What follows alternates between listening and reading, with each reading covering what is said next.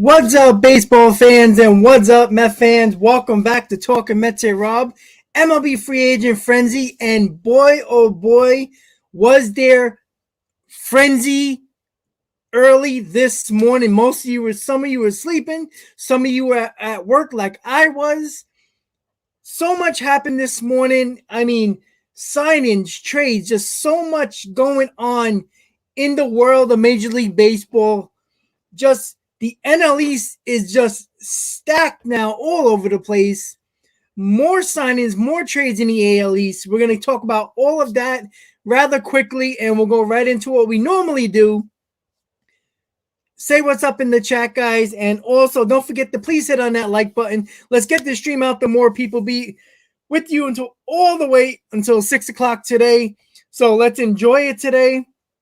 Let's voice our frustrations for our teams that has not done what we wanted them to do, and seeing teams in our division, depending on what team you're a fan of, doing more than you actually expected or doing more than your own team. And now it's time to voice your opinions even more. So we are going to go right into what happened this morning and what's been going on around the league and who has signed, who is still on the market, what trades already happened, and what trades can possibly happen. So this is what happened all this morning. The Toronto Blue Jays, who's been one of the most active teams in all of baseball throughout the offseason and post-lockout, they traded for third baseman Matt Chapman. And I saw the poll. A lot of people are shocked that happened more than anything else. Hardly anybody chose Schwarber to the Phillies. Everybody just assumed that was probably likely after all the rumors yesterday that they were the favorite. And on top of that, the Blue Jays were obviously the favorite in the poll. So they got Chapman. They gave up a couple of prospects in that trade. And also, this hasn't happened yet, but the Toronto Blue Jays are also rumored to be talking to the Guardians about Jose Ramirez, and they would move him to second base. So not only are the Blue Jays continuing to make trades, but they're still looking to do more, guys. So the Blue Jays are going for it. And if you don't believe now that the Blue Jays are the team to beat in the East, I think you'll believe it today, especially if they get Jose Ramirez.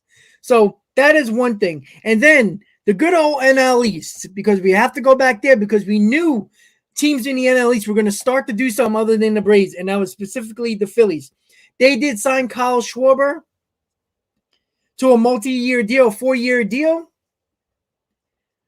That kind of pisses me off a little bit because we heard rumors that the Mets liked Schwarber, but they weren't really active in any type of negotiation with him. And I was hoping that the Mets did anything they can to keep Chris Bryant away, but they basically did that. You know, Chris Bryant is not going to the Phillies at this point. Chris Bryant doesn't want to go to the Phillies. My guess is now, why don't the Mets go do everything they can to get Chris Bryant now? Because, yes, the Padres are in on Chris Bryant, but I don't know how serious they are on Chris Bryant. And then on top of that, the Rockies are the only team that are technically talking to Chris Bryant, or at least very active talking to Chris Bryant. And it's like the Mets can easily take him away from the Rockies, because if the Rockies were giving him a really good long-term deal, why hasn't Chris Bryant signed yet? So I'm thinking they're trying to give him a short-term deal with a decent amount of money. So I think the Mets need to swoop in, because all their teams in their division right now, the Phillies and the Braves, are starting to get better. The Braves are even getting more better. And we're going to go with the Phillies now, and we're going to keep on continuing with the Braves. So, Lord.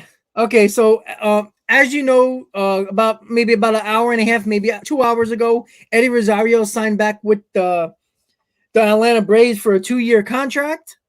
So that's something that, they have to get their outfield going again. So now they got Eddie Rosario. Ozuna is going to be their left fielder. Acuna is going to be their right fielder. So they got their outfield figured out now. So here we go, guys.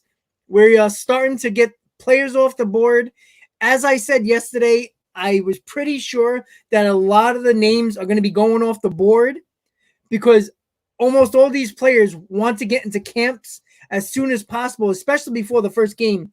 that happens in a few days. So that's exactly what I thought was going to happen. And, there's still a couple of players we can go over through. Castellanos, Conforto, Freeman still out there. So we're still waiting for that. Chris Bryant is still out there. So there's a few free agents left that can still help a lot of teams. And it's insane how good the Braves are right now. They're just getting better. And also, the other news was Seiya Suzuki, the Japanese superstar, signed a massive, massive deal with the Chicago Cubs. I was shocked on how much he get. And you know what, guys? As much as we want a big bat in that lineup for the Mets, regarding the Mets, I would not give Suzuki that much money because even though he's a superstar in Japan, you never know if he's going to translate to Major League Baseball. He can, adjust perfectly and be as good as he was in Japan. But the Cubs are taking a gamble. But the Cubs can take a gamble because they're technically in semi-rebuild mode. And I understand that. That's fine. The Mets aren't in semi-rebuild mode. They're actually a win-now team.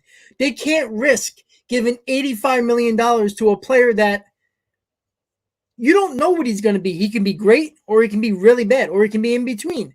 And I think there was a risk that the Cubs were willing to take because if he's not good, or at least this year he's not good, they know they're in rebuild mode. So they got time to waste, honestly. And I kind of think that the Mets could have been in on Suzuki, but I thought maybe 60 to 65 million, maybe 70 the most. I would not want the Mets to pay 5 years, 85 million. That's too much for a guy there's too many question marks coming to the States. You just don't know. You just never know how they're going to react to coming into the States. Chicago's a decent, it's not a huge, obviously it's a big market with Chicago, but it's not the all eyes on me situation like it is in New York. So he might be good. I don't know. But that's what we have as of right now. We got Chapman to the Chapman to the Jays. We got Suzuki to the Cubs. We got Eddie Rosario to the Braves. The Jays actually might go after Jose Ramirez next to play second base. We got Schwarber to the Phillies. There's been a lot of rumblings that the Freddie Freeman sweepstakes are down to 4 teams. Most of the teams in the AL East. The Rays seem like the team that are really aggressive trying to sign him. And, I mean, you're just putting a nail in the coffin of the Yankees right now because the Rizzo deal, it's a nice move, but it's not going to do anything in the NL East.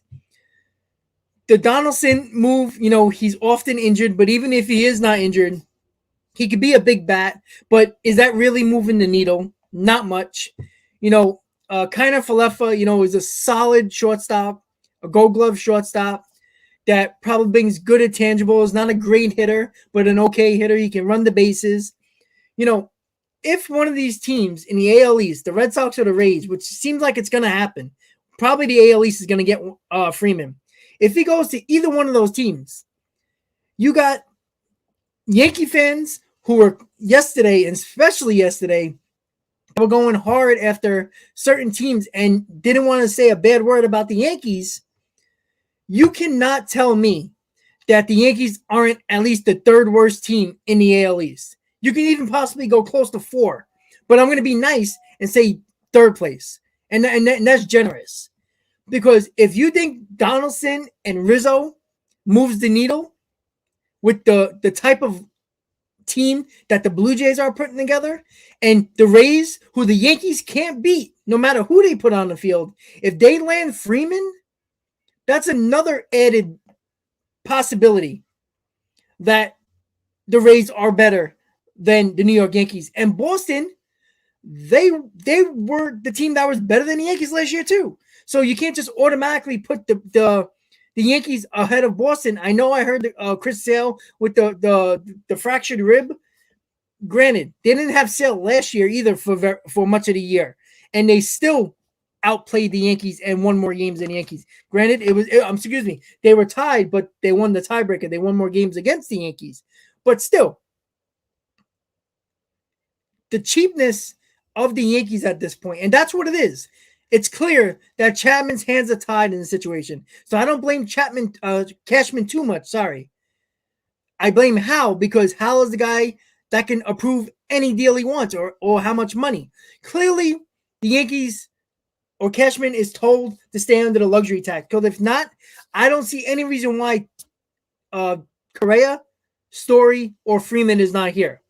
And if anybody who is thinking that the Yankees were ever going to get Olsen, let me know what you're smoking, because I want some of that. Because there was no way, and I kept on saying this for a week now, the New York Yankees were never, ever, I don't care how much they were talking to the A's, ever thought that they were going to get Olsen, because there was too many teams that had better farm systems than the Yankees.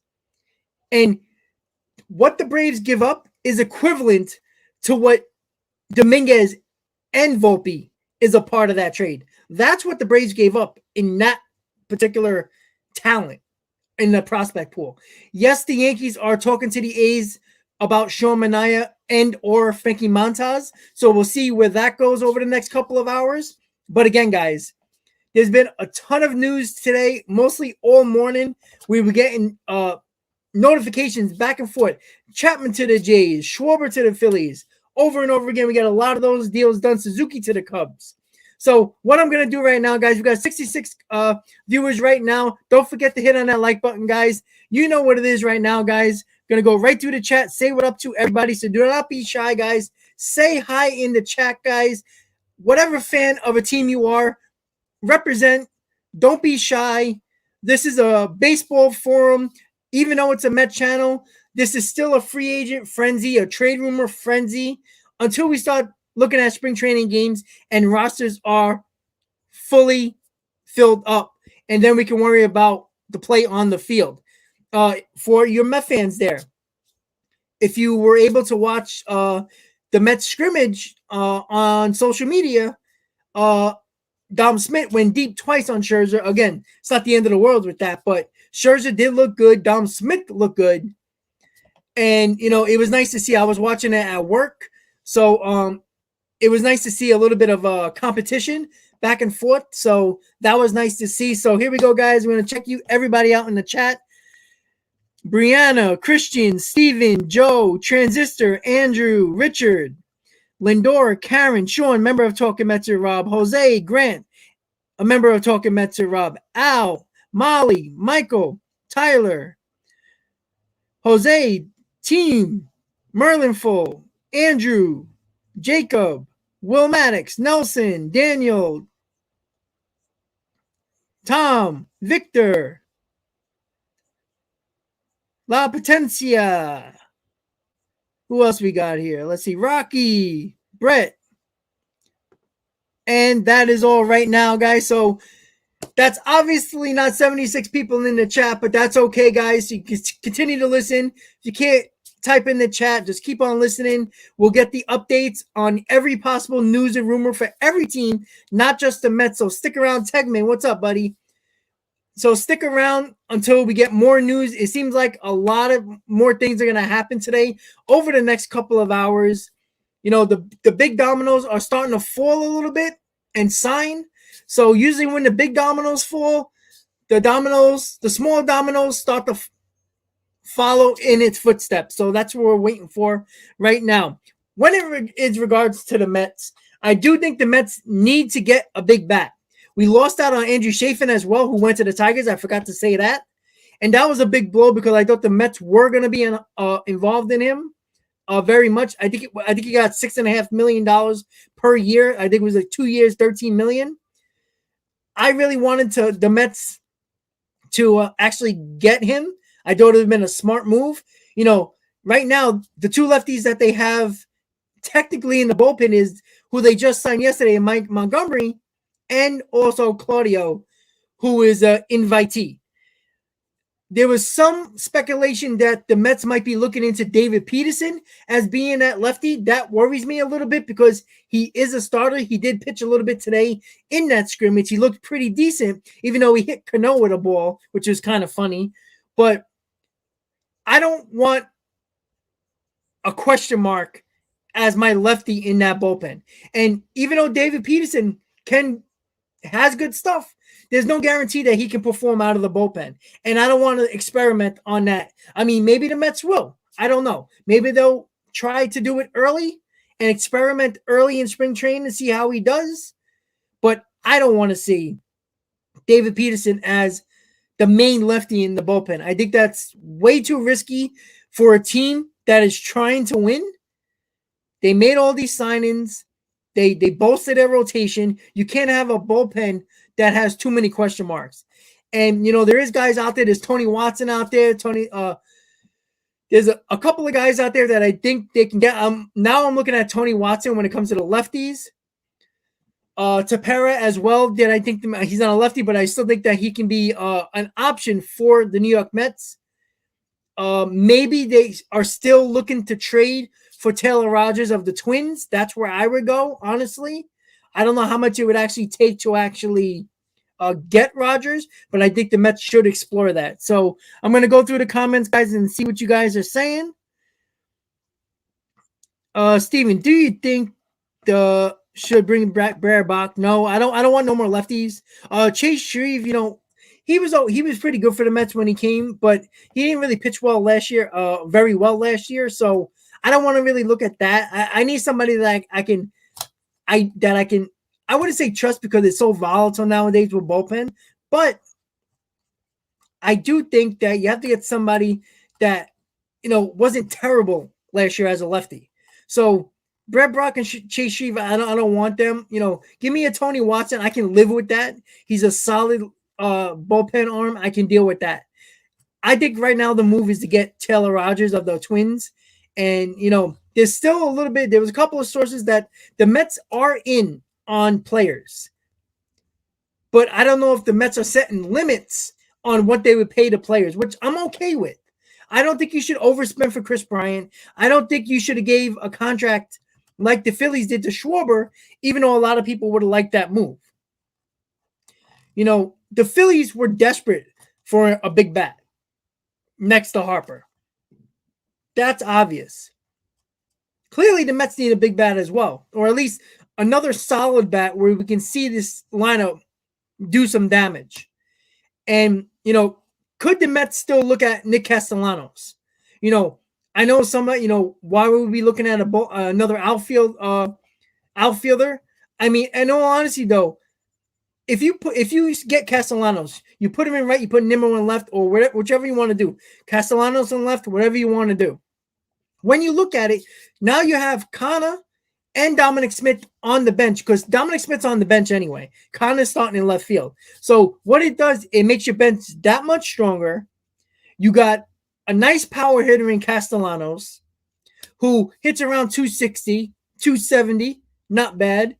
Can knock in about 80 RBIs, and that's a guy that I think, there's not a lot of teams that are going to be after him, and Nick Castellanos. Yes, there's technically a draft pick still attached to these players, because it's part of the whole international drafting that's later on in the season that we have to worry about. So the draft pick is still attached. I don't know how far the Mets are willing to go to lose it, but just remember the rule of going over that 4-tier luxury tax.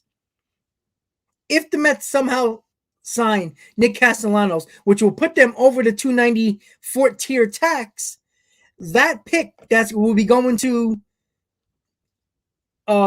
Nick Castellanos' former team drops 10 spots. So that's not so bad. And we still have another pick because we do have 2 in the first round. So the Mets have chances here to still get a big bat.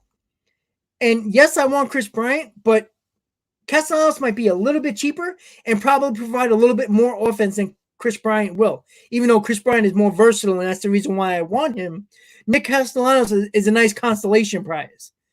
And also, are the Mets still looking at Michael Conforto on a 1-year show-me deal?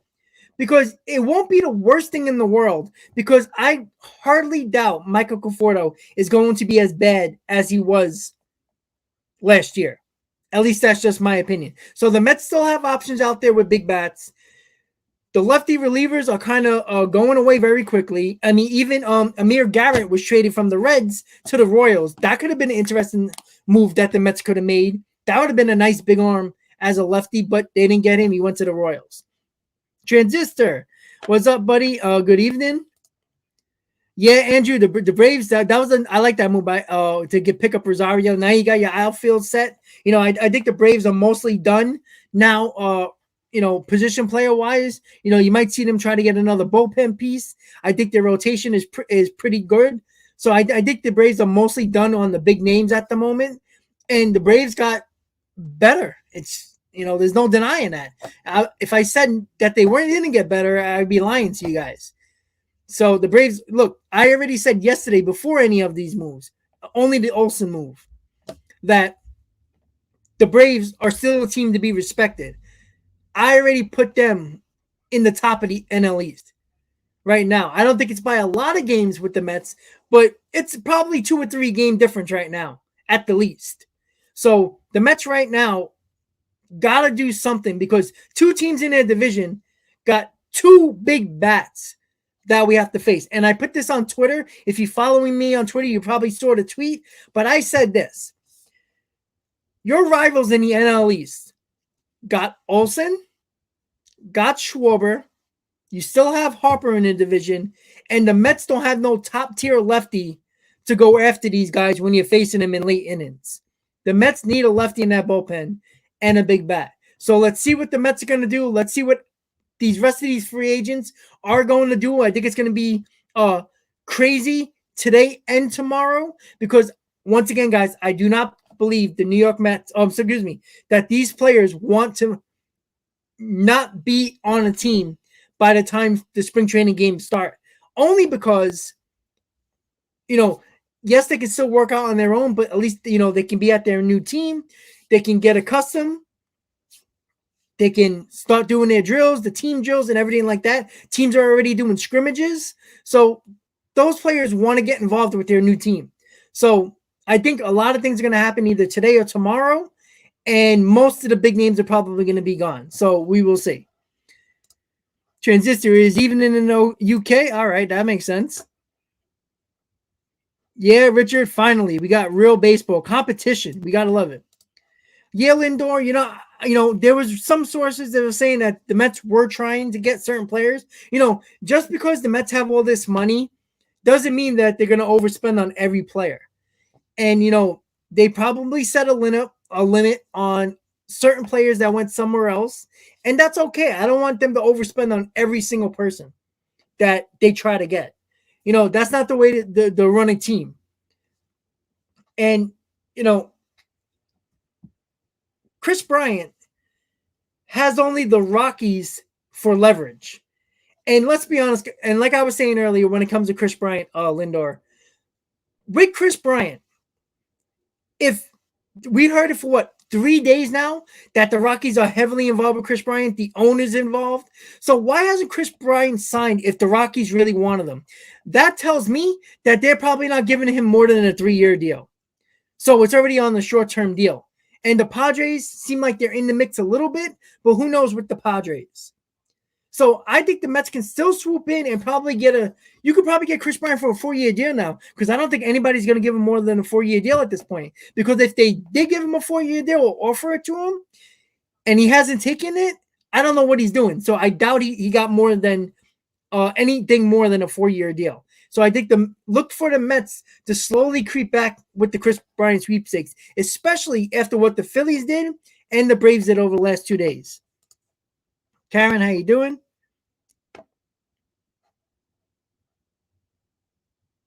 Jose, don't worry. It's give it time. We still got time. There's still guys out there. I'm not too worried as of yet.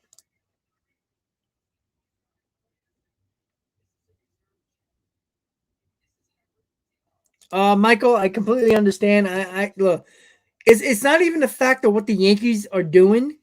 It's just that it's like they have no pulse. Like they made that Donaldson move.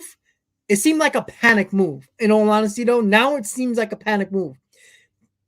There was a report that Freeman didn't want to go to New York, didn't want to go to the Yankees. They never had enough to get Olsen. So, and they were never going after Correa, and I don't even think they're going after Story at this point. So, the Yankees put them in a situation where they knew they were between a rock and a hard place. And I think that Donaldson move was a panic move, honestly.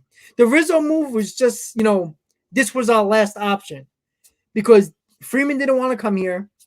They couldn't get Olsen. So Rizzo was basically your last option. So that's why I see, Rizzo just fell into their laps, which I don't think is a terrible move. I think the Donaldson move is a lot more terrible. The trade is a lot more terrible than the actual signing of Rizzo because I don't think the Yankees didn't have any other option. Honestly, I don't think they had any other option. They were not signing Freddie Freeman. They were not traded for Olsen. So they were extremely limited, and Rizzo was just the only option, and they had no choice at that point.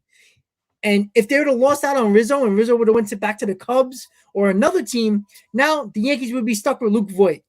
And we all can probably agree that Rizzo is probably better than Luke Voit on all aspects of the field.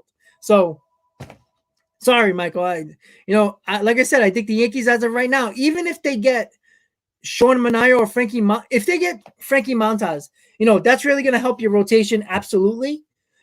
Maybe slow down the offense of the Jays a little bit, but I still don't think it's enough. Yeah, I can see the Yankees being a wild card team, but I still don't see them making the division because the position player moves they made is just not enough. It's not so-called Yankee moves.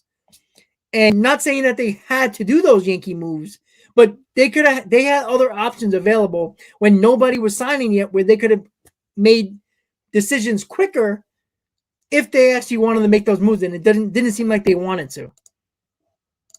Tyler, they will probably get Ramirez on the deadline so the Guardians can get fans in seats with a star player. I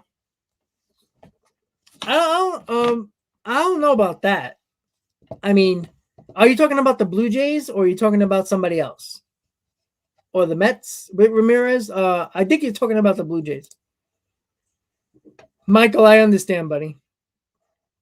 Jose, you can't say that yet. You still got to play the game. Things happen. We've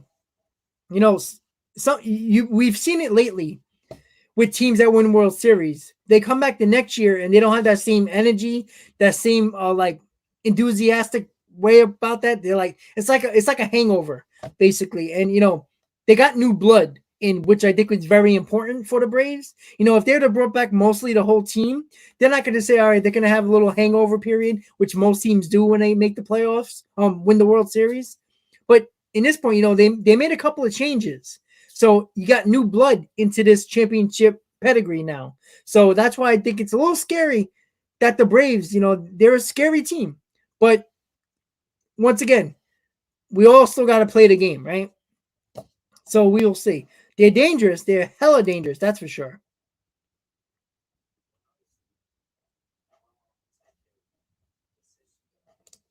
You see, I don't see like a Peterson or anything like that.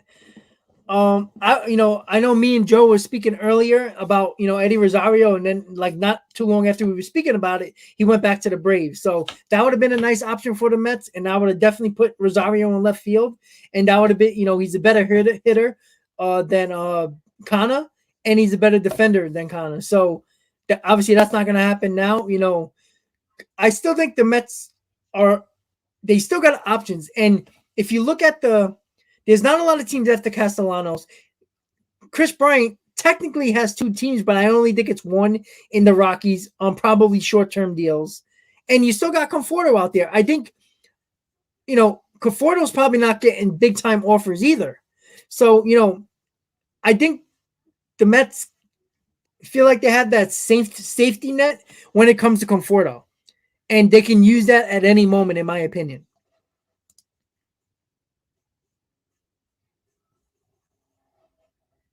Yeah, you see, I always worry about Chapman's hip. He had a hip issue. He's still a great player, really good player. But it's not like they just got Chapman and that was the big move. They still got so many other things. Their lineup is already stacked. So getting Chapman, they possibly could get Ramirez. I mean, geez, that team's gonna be crazy.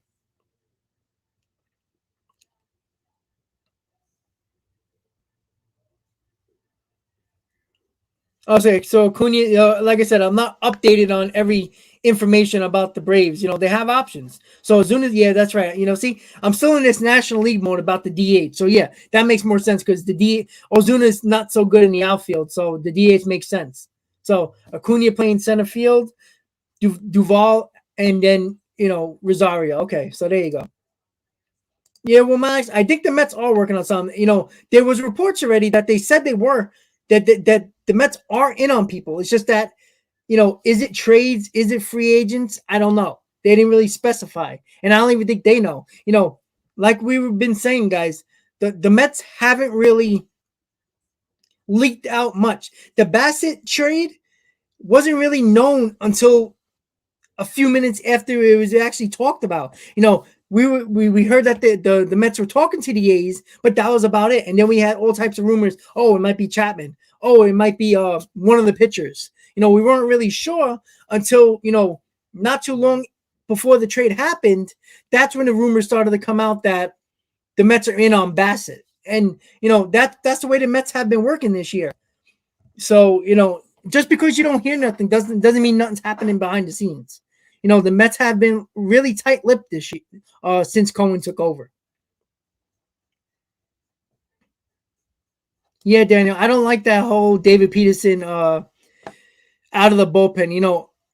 If he's healthy, I think he's going to be okay. But I'd rather have him. We don't know if Taijuan Walker's going to be ready for the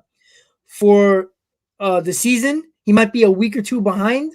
I'd rather put David Peterson as one of the lefties in the rotation since the Mets have no lefties in the rotation. I'd rather do that. But if the Mets are going with Claudio and Mike Montgomery and David Peterson as the lefty, maybe one or two lefties, two out of the three in that bullpen, I'm not going to be very confident in them, honestly.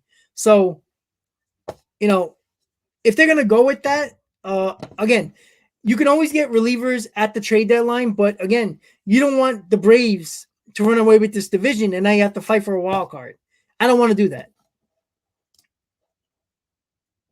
Yeah, Dykeman to the 2 years, 8 million. Yeah, I saw that.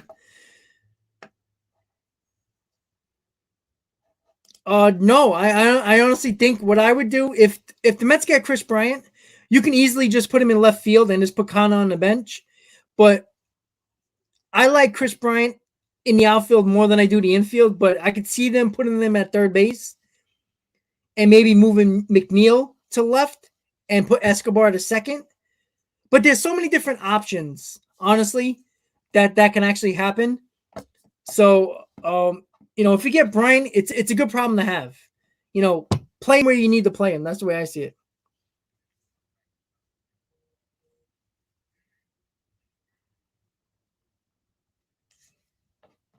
All right.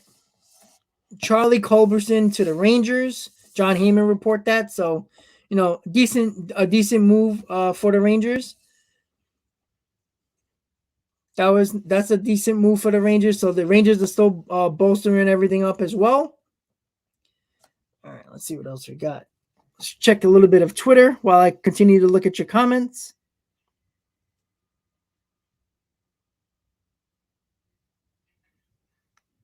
Let's see.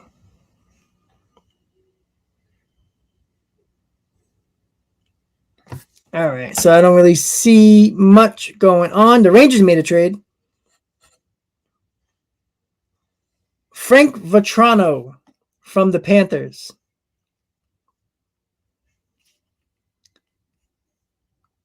All right, cool.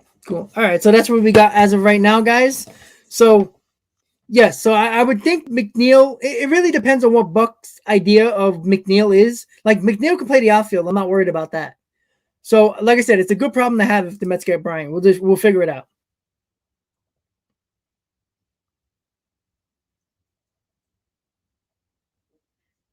Oh, well, I think, Freeman, it's clear as soon as they got Olsen that Freeman wasn't coming back. So I think it was just a matter of time that he was going to put that out there. I mean, he's clearly going to another team no matter what.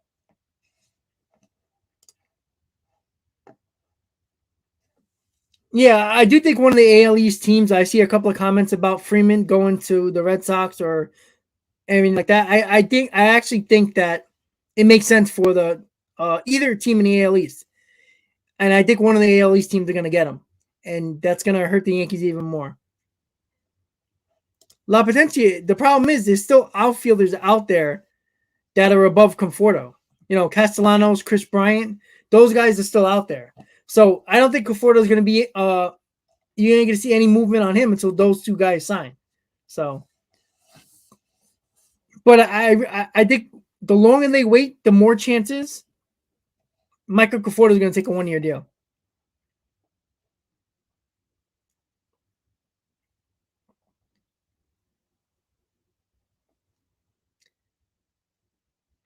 Yeah, transition. I do think that Bryant will play outfield. I mean, you could just put him in out. You know, you don't have to mess with the infield. You put him in left field, kind of on the bench, and you got a nice solid bench now. You know, you got JD Davis, you got Dominic Smith, you got Luis Guillorme, you got Kana. That's a pretty good bench. That's really not bad of a bench. You know, you give guys days off. You know, those guys can play and fill in really well.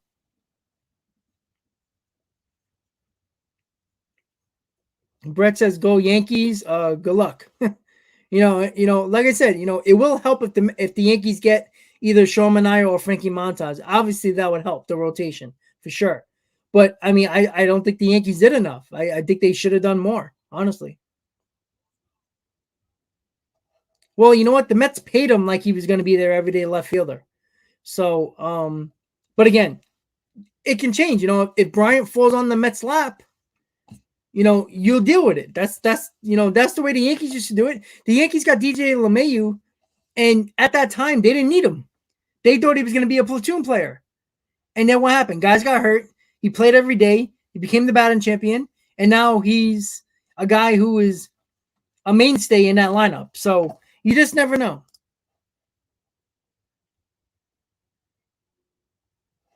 Yeah, Techman, like I said, they're not going to finish dead last or like third or fourth in the division.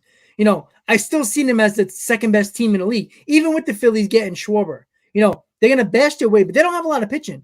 They got Brad Hand, they got Juris Familia. I mean, those guys aren't going to, win them a championship. They're okay, but they're not great. I mean, we've seen them in the Mets uniform. And, Wheeler has issues now. I believe they were talking about him having a shoulder issue, and he might not even start the season. So they don't have a lot of pitching unless they do something, which I don't see them doing at any moment at this moment. The Phillies don't have great pitching, and their bullpen's not great. So they're going to win a lot of games, or going to try to win a lot of games, or lose a lot of games, 5-6, 7-6 games like that, because their pitching is not that good. And, now with Wheeler, with the issues with his shoulder, who knows when he's going to come back. La Potencia. Did I get your email? Let me see. Oh, the ESPN Fantasy Baseball. Yes, I'm sorry. When I got it, I knocked out last night, and I saw it, and I went to work, and I forgot about it. I will definitely sign up. I will definitely log into it, buddy. I think that's what you're talking about. What that amount do? Are the Mets better than the Braves on paper? No. I mean, I think I already answered that question. Honestly, again, you guys know me, right? I'm fair. I try to keep my Mets bias out of it and try to give you a fair opinion, even though it might leak out every now and then with a little bit of bias, because, well, that's what you do when you're a team of you have a rival in your division that are making moves. But no, the Mets are not better than the Braves at this moment on paper. But you know what?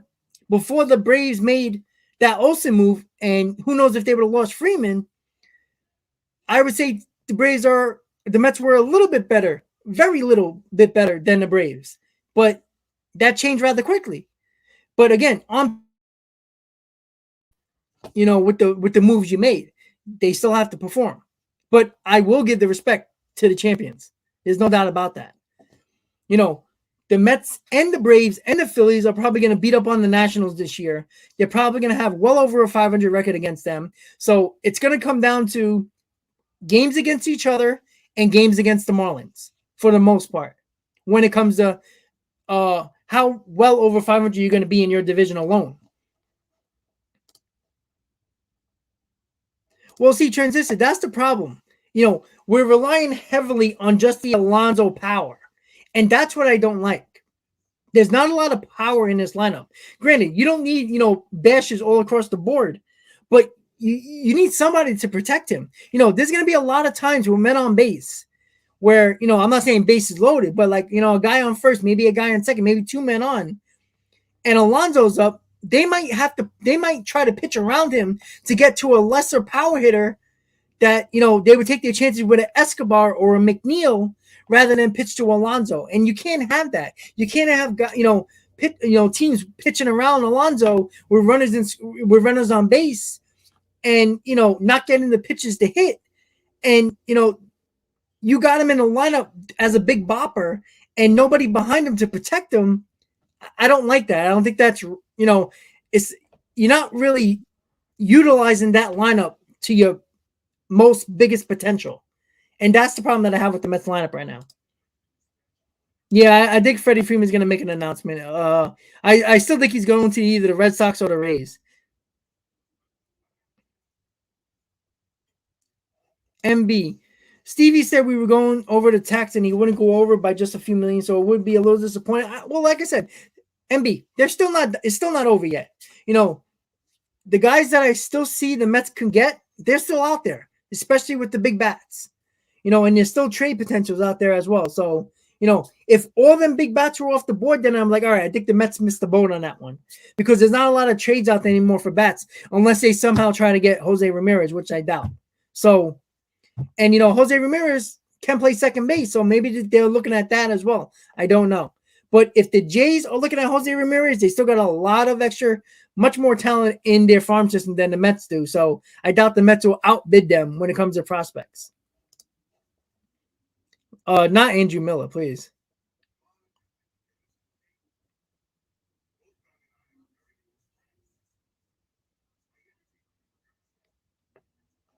Yeah, that's another good point, Brett. I was more focused on the Mets end who needed bullpen help. But yeah, Colin McHugh and Chafin would have helped both teams. You know what I'm saying? Britton's hurt right now. He might not be back until the end of April. And besides Loizaga, who do you really trust in that bullpen? I can assure you guys don't trust Chapman as much as you probably did a couple of years ago. You guys have issues. Chad Green had a bad year last year. Can he bounce back? Yes. But even if you have Chad Green and Loizaga as your two most trusted guys, the big problem with Aaron Boone is that he overuses his bullpen. And you can't use your best guys and overuse them. By the time September comes along, they're exhausted and tired, and they don't have it anymore, especially when they get into the playoffs. And you saw that last year with the Yankees. So, yeah, the Mets and the Yankees lost out on two relievers that could have easily helped their bullpens, and they both failed to do that.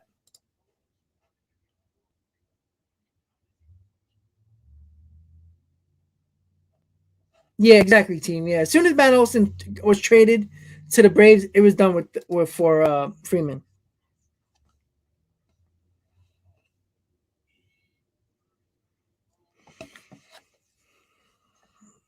All right, so Donovan Solano signs a $4.5 million deal with the Reds. So there goes another signing.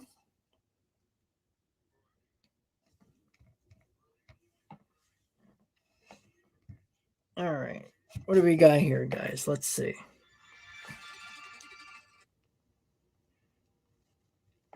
Once again, guys, if you're just tuning in, don't forget to please hit on that like button. Let's keep on getting them likes so we can put this stream at the top of the list so more baseball fans can hang out with us and talk baseball and talk about their teams until we get a couple more news and rumors and possible trades and signings over the next couple of hours. Victor, I'm not sure if they're talking to anybody. A couple of reports said the Mets are talking to teams and players. But again, I don't think the Mets are going to overspend on, I think they're comfortable of what they have. And if somebody falls, lands on their lap, they'll do it. But I don't think they're going to overspend for a Bryant or a Castellanos. I just don't see them doing it at this point anymore. Because I don't think the Mets seem like they're desperate.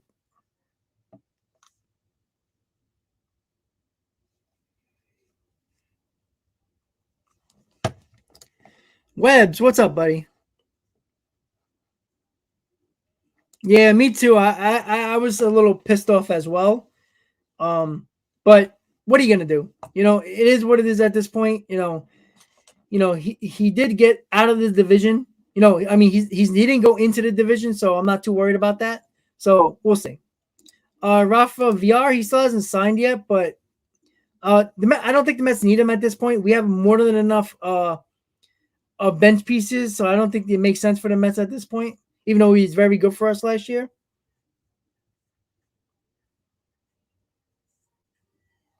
Felix, yeah, Taylor Rogers, he's a reliever for the Twins. He had a really good season. He's been good for the last couple of years.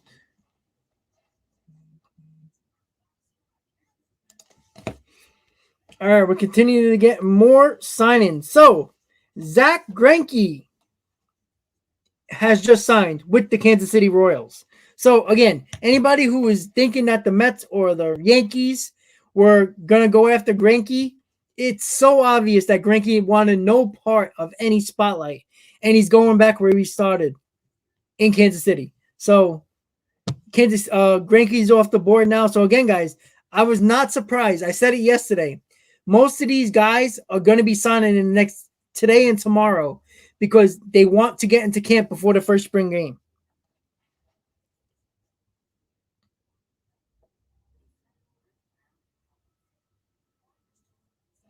Yeah, I don't even know. I don't think it's going to even take that much to get Taylor Rogers, honestly.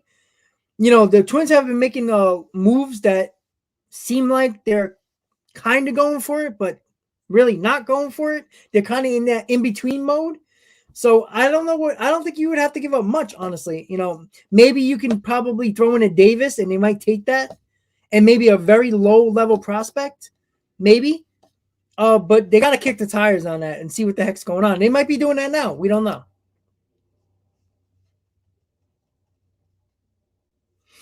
Alrighty, guys. So the New York Mets did make a sign in, and somebody just said it in the chat not too long ago. Chasen Shreve has just signed a minor league deal for the Mets. So we'll see. When he was a Met, we did get him. He was pretty good. So Chasen Shreve is back with the Mets. That quirky left-hander who was good for the Mets when he pitched 2 years ago. He was very good. So there's one lefty. So again, I don't know if the Mets are trying to get Chafin. They probably were. I don't think they were willing to go the amount that the Tigers did for Chafin. And if you can read the tea leaves on that, on what was going on, the Mets haven't really signed any reliever above $6 million. So, I don't think they want to spend. Again, bullpens are so volatile. Don't really look at the names and just think on paper they're going to be good. It's just you just hope they have a good year. That's basically what bullpens are now. So the Greinke deal is 1 year, $13 million to the Royals.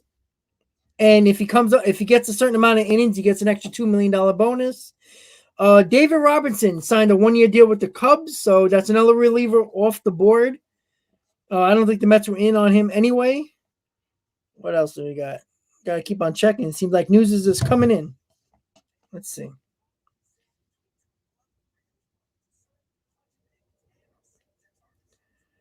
All right. There we go.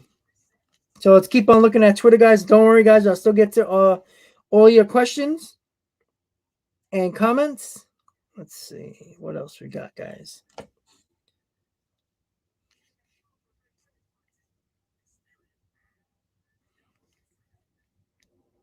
All right, guys. So Evan Roberts of WFAN just tweeted that unvaccinated Mets and Yankees will be allowed to play home games, but Kyrie Irving still won't be allowed. So for all the Mets and Yankees that were unvaccinated and we were worried about them not being able to play when they play in New York, clearly Levine of the Yankees and Steve Cohen was involved in the talks with Mayor Adams. So clearly they came with some type of compromise. The restrictions are still there. I'm assuming they're probably, whoever's unvaccinated probably has to wear a mask in the clubhouse or when they're indoors in the stadium. And when they're in the dugout and the field, they don't have to. So that's probably the compromise. So that's good news because I think there was about 3 or 4 Mets that are not vaccinated. And I think there was like 2 or 3 Yankees, and specifically Aaron Judge, who obviously is a big part of the Yankees lineup. So that's good news for both teams. So let's continue to look at your comments, guys. Yeah, I like Castellanos. He's not great defensively, but we can really use his bat in the lineup. That's a bopper that I would want around Pete Alonso.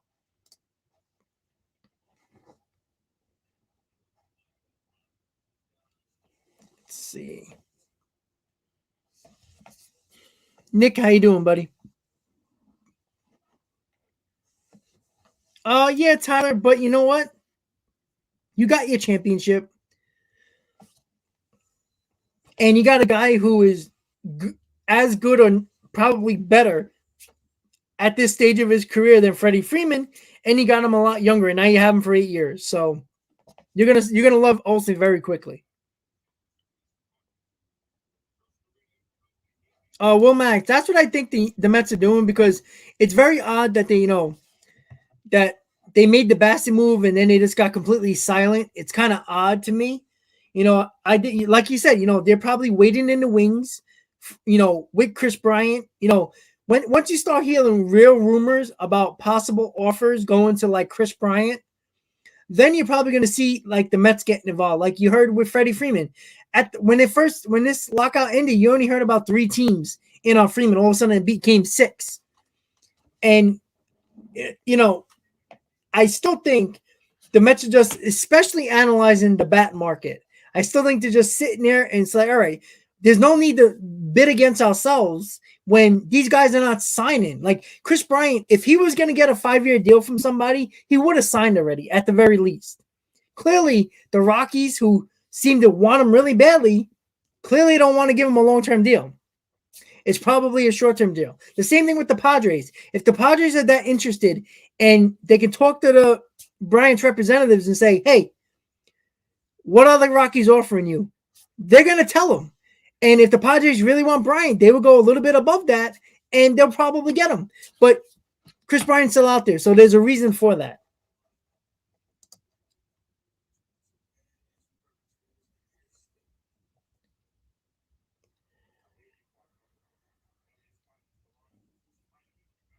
Oh, well, Max, I know you said Conforto's ship has sailed. I still don't think so. I still think he's going to be a very good player. But I only want him on the 1-year deal if that's a worst-case scenario for the Mets.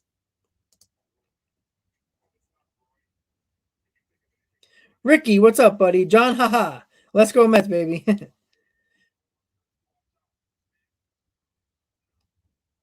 Well, you know what? That's not true, Webbs, because when he played with the Cubs, when he got traded to the Cubs, he was very good. You could say the same thing for a lot of players, right? Trevor Story with the Rockies. I mean, that's a little bit more extreme, but I still think Castellanos is still a good player. I think he's still a very good player. Well, Joshua, the Red Sox, they're probably gonna get. I think they have a pretty good shot of getting Freeman. And that would help the Red Sox lineup a lot.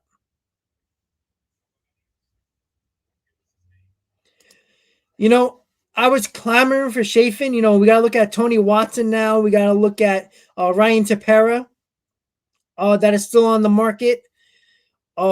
Maybe trade for a Taylor Rogers. That's the only thing I can see them doing at this moment. I don't think they're very much in negotiations with the Brewers or with Hader.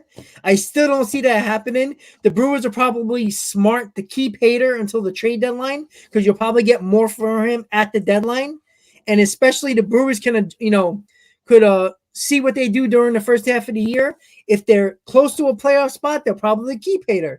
If they're not, they'll get a ton back for Josh Hader. So I think it's wise for them to hold on to him, even though I would like Hader. I think they're going to hold on to him until the deadline.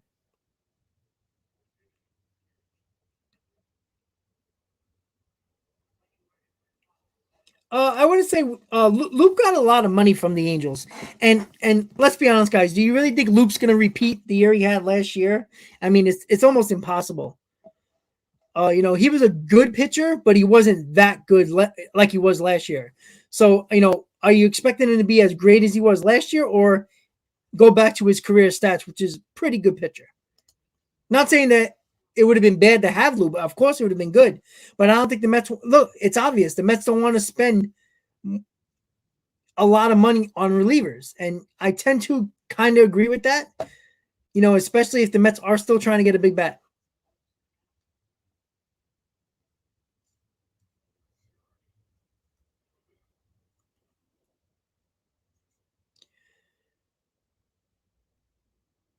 Yeah, well, I was a little surprised by the Garrett move as well. Like, I didn't even know he was available, so that came out of nowhere. I would have loved the Mets to get him, but what are you gonna do? I don't think he's not signing with the Mets. Alex Dixon break out for the Braves. The Rizzo is, it's an okay move. The Yankees had no other options at that point. They had to get Rizzo, so I don't think he's solid. He's okay, but you got an aging first baseman now too. He could still hit probably 25 home runs, especially with that short porch, maybe more. But he's up there in age, so we'll see. It's not a terrible move. The Padres could get Story.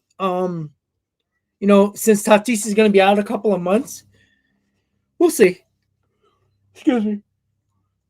But I think Story, you can still see, you see at this point, he's kind of running out of options as well. So, that's why I think a lot of these guys are going to take 1 year deals.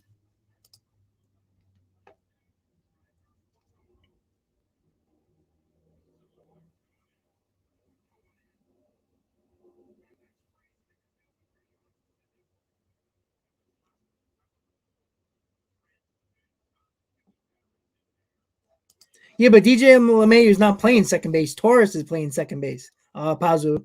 He's not. He's going to be the platoon guy, DJ LeMahieu. At this moment, he'll probably be a DH at the moment. He's not playing the field as of right now. You got Donaldson at third. You got kind of left at short. You got Torres at second and Luke Voigt at first, unless they put DJ LeMahieu at first, which is probably his worst position in the infield. So DJ LeMahieu is just going to probably start off as the DH. And when guys need rest, he'll play that position. So, but he's not playing second base. Where are you going to put Torres? Yeah, Merlin. I think we need the Braves. I'm sorry. We need Brian at this point. I really do.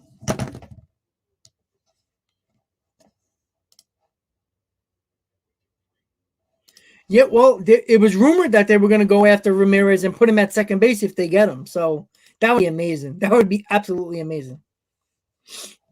Merlin Full, I think that's a little much. I'm going 91, 92. A couple of games, 1 or 2 games less at the moment. If they make another big bat move, maybe I'll move it up 1 or 2. But the rosters are still not done for most teams yet. So, in a week, probably in like a week or two, when I do my projections for the year for the stand-ins for each division, I'll probably change my mind 100 times on each division. But we'll see. NBA, I don't know what the Mets do. Nick, yes, they did.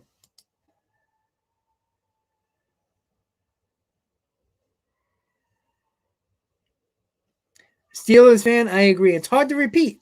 The thing I like what the Braves did is that they didn't keep the team status quo and try to go for it again. They brought new blood in, which I think is going to help make it a little bit easier to try to repeat even though it's very hard. You don't have the Yankees dynasties anymore. That was amazing what they did. That was absolutely amazing in this modern era. That was amazing. You don't see that anymore. The closest anybody got was the Giants winning 3 times in 6 years, which was basically every other year. So, and even that was hard. They won a World Series. They didn't even make the playoffs the year before, the year after. Then they won the World Series. They made the playoffs, but didn't go anywhere. So, that's something that I think that you would think that it can actually see the Braves. The Braves got better. The Braves are just as good, if not better, than last year, and they won a championship. So we'll just have to wait and see and find out. Look, they look great on paper, right? But they also need Soroka to be healthy as well.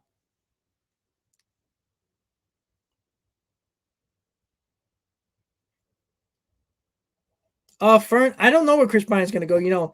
We've heard for the last 4 days that he's going to go to the Rockies. The Rockies were trying everything they can to get him, but yet he's still holding out. So, I think Chris Bryant probably wants to come to the Mets. He didn't want to go to the Phillies. That was actually said by him, and that was with his best friend Bryce Harper. He didn't want to go there, and I don't see why Chris Bryant wants to go to the Rockies. They're a losing team. They're not winning that division. There's no way they're going to win more than 70 games, 75 games in that division with 3 teams that are really, really good. So why is Chris Bryant going to get, even if he does get a big contract for them, his one big contract, he's going to go to a complete losing team? That's basically baseball Siberia. I just don't see that. I could see the Padres, but I don't know how serious the Padres are. And I think he might be crawling back with Scott Boras to the Mets. Like, hey, we don't really like the deals we're getting. Hey, what do you want to give us? And he might do that. Conforto to the Reds? Lisa? I mean, I don't know why the Reds would do that. I mean, they're technically getting rid of everybody at this point. So, I don't know why they would do that since they're trying to cut payroll.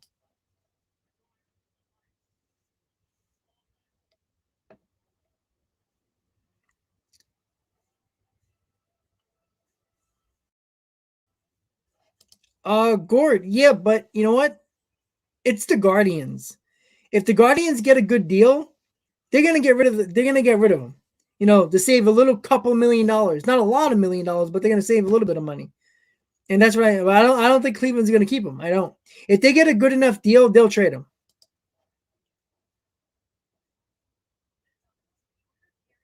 And Merlinfield, exactly. The pitching is the problem for the Phillies. They're gonna bash.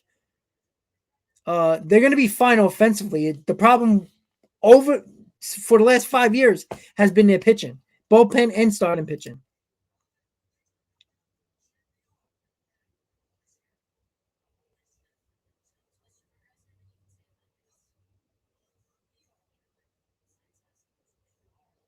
Oh, Rocky, we'll see. I'm curious to see what the Mets going to do. I don't think the Mets are done.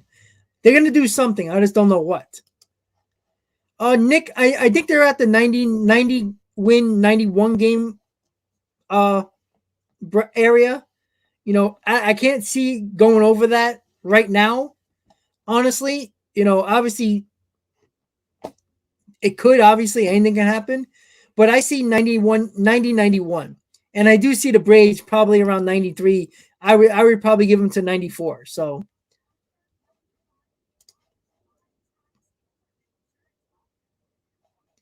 Shlomo to this with Kelly to the Sox, that's another good move. I mean, look at that bullpen with Kimbrel, Hendricks, and now Kelly. It's going to help you start in pitching. It's going to help you late in games. That's a nice move by them. They already got a great offense. So, helping that pitching staff, it's a no-brainer getting Kelly.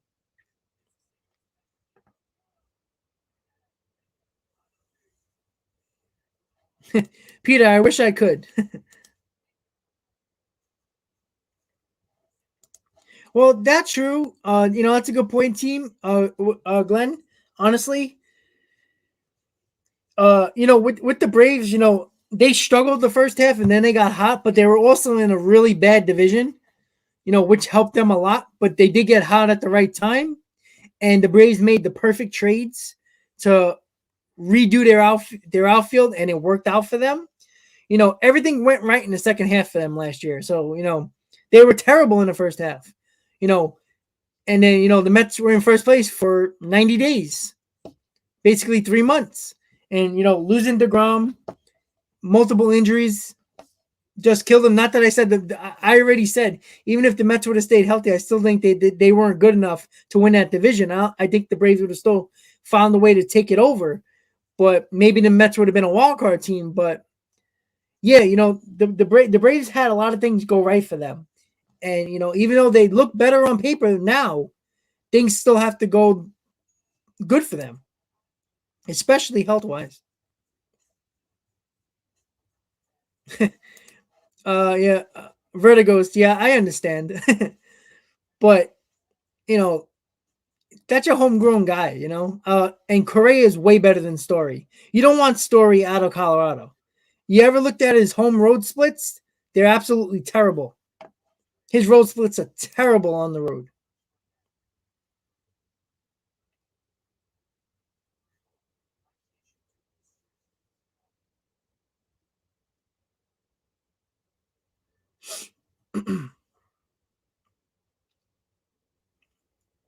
I think Acuna can easily play. He's a great athlete.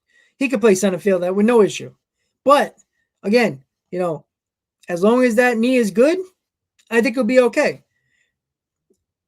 I seen him running around the field, playing catch and catching out pop flies and all that stuff. I think he's gonna be okay.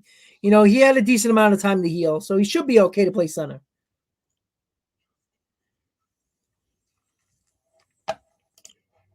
Well, I don't think Story's gonna sign until Correa signs, because that's usually what happens.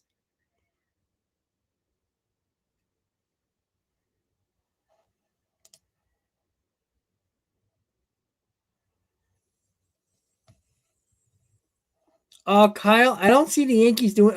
Well, you know what? That's a lie. They are talking to the A's for either Manaea or Montaz. When it comes to Manaea, you probably don't have to give either Volpe or Dominguez in that deal, like he probably would have had for Olsen. Manaea might take might take a Peraza, maybe one of your pitches, maybe Schmidt or Gill, maybe one of those guys. Maybe you'll move over. You'll put in that deal with Luke Voigt and one of those prospects to get Manaea. I don't think the Yankees have what it takes for to give Montaz, which is their ace. That's going to be probably pretty hard to get, but I could see the Yankees get Manaea.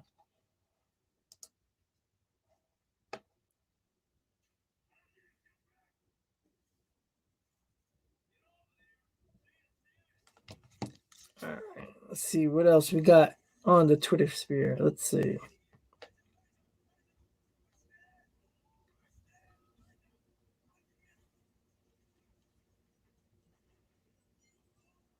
All right, let's see. See if we got any more news for you guys.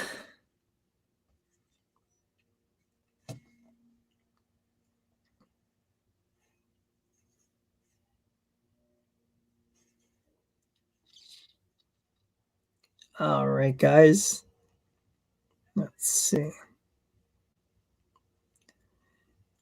Yeah, that's not really going on right now. So I'll just wait for more news, guys. So I still think Freddie Freeman's probably going to sign today. Jen, I agree. He could play anywhere. That's why it makes so much sense for the Mets to do it.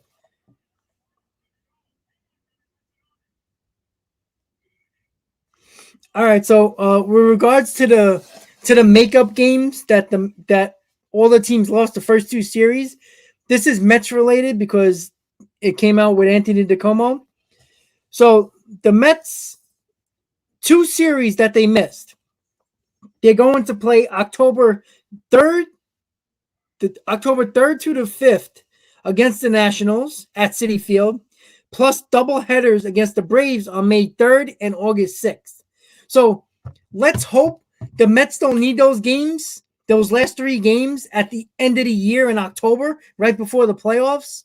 Because if they need those games, it means they got to use the DeGroms of the world and the Scherzers of the world. So just to repeat, the makeup games for the series lost for the Mets, October 3rd through the 5th. They're playing the Nationals at Citi Field. And then double headers against the Braves on May 3rd and August 6th. So there you go right there. And if you're a fan of another team, you're going to see a revised schedule and see where your team is going to be making up those 6 or 7 games. Zane, where does Brian go? I don't know anymore. Like, I can't see him going to the Rockies, even though they're the favorite to get him. It just doesn't make sense to me.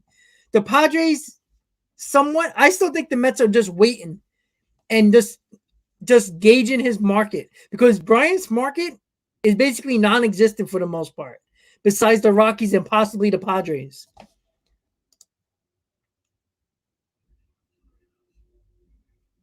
Philip, I don't think he's doing that. Yeah, I know. We all want a lefty. You know, Chafin was the guy. We all know that. But there is still possibilities out there to still get. Yeah, the Blue Jays needed the third baseman, and Chapman's pretty good, obviously.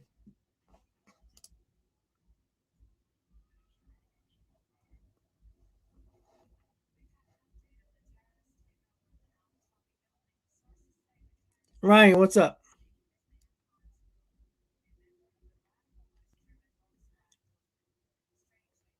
Nick, I actually kind of want that too. Freeman to the Red Sox, that would be crazy. Especially the Red Sox were one of the last teams in on Freeman about 2 days ago. Ryan is pretty good.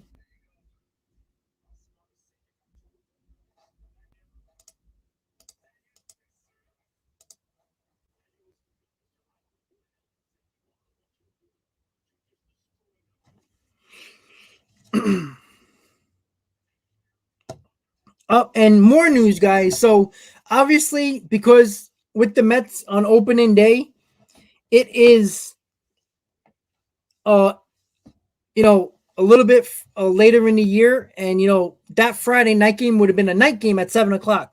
So April 7th is going to be a 4:07 start time for the Mets on opening day, and that kind of makes sense because 1 o'clock did not make sense, because not only is it Mets opening day, it is Jackie Robinson Day, and not only that, it's Tom Seaver revealing the statue day. So I mean, I'm probably going to be there at like 9 o'clock in the morning. So I'll probably do a live stream from the parking lot or wherever I can get parking. So it's going to be a long, long, long day, but fun.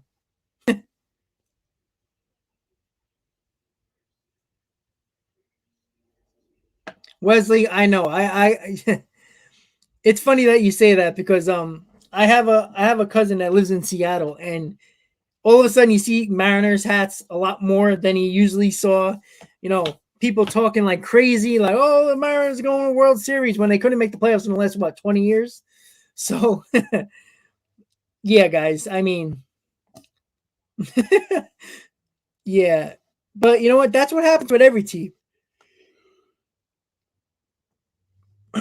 You find a big, you find teams that get really good all of a sudden, or look good on paper, and all the bandwagon fans start to pop up.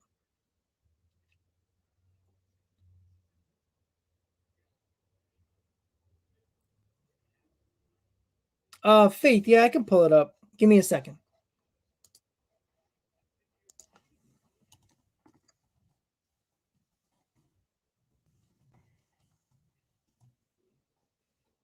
Just give me a second, guys. I'm gonna pull it up. All right, here it goes. Let me.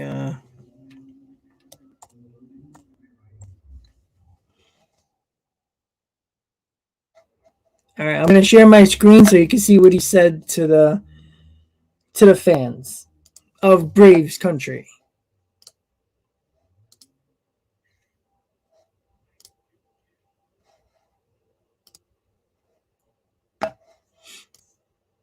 All right, guys. So that's what he said right there. He said, "I gave everything I had in and day out, and I hope you guys saw that as well.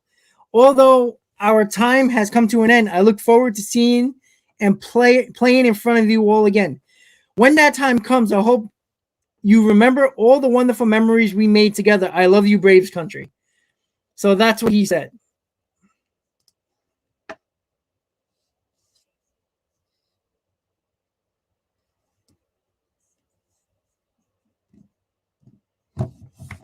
So it's almost confirmed that the Mets are going to sign Chasen Shreve on a minor league deal. So there's your lefty, guys. So that's what the Mets are doing as of right now. So, damn. Once again, guys, if you're just tuning in, don't forget to please hit on that like button. We're going to be here all the way up until 6 o'clock. And let's hope for all of us Mets fans that we actually get some. Because we need to make some moves because the NL East is just getting better, guys. All right, let's see. Just trying to catch up on a little bit of Twitter.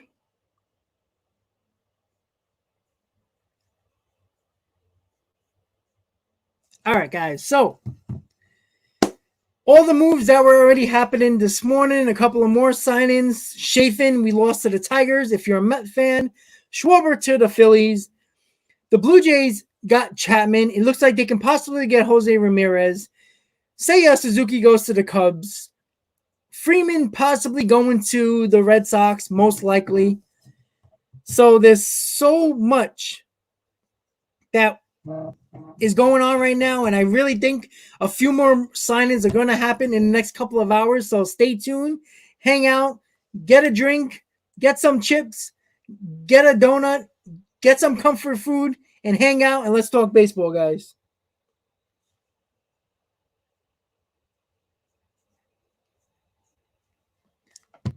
All right.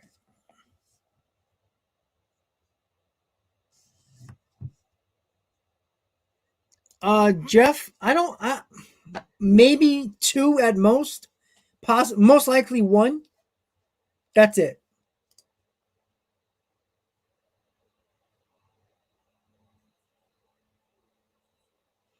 Transistor, I would think he would get time at DH. He'll probably get time at second base and DH. Honestly, that's what I think. Yeah, Lisa, I saw the Vogelback sign into the Pirates yesterday. Joe Reese, yes, they do got a very solid team. Olsen's a big power bat, and he's definitely going to crush that ball all over Truist Park.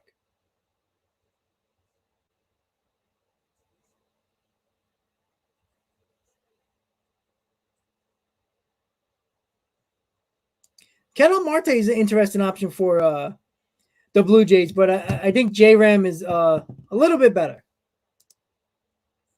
Yep, Greinke to the Royals.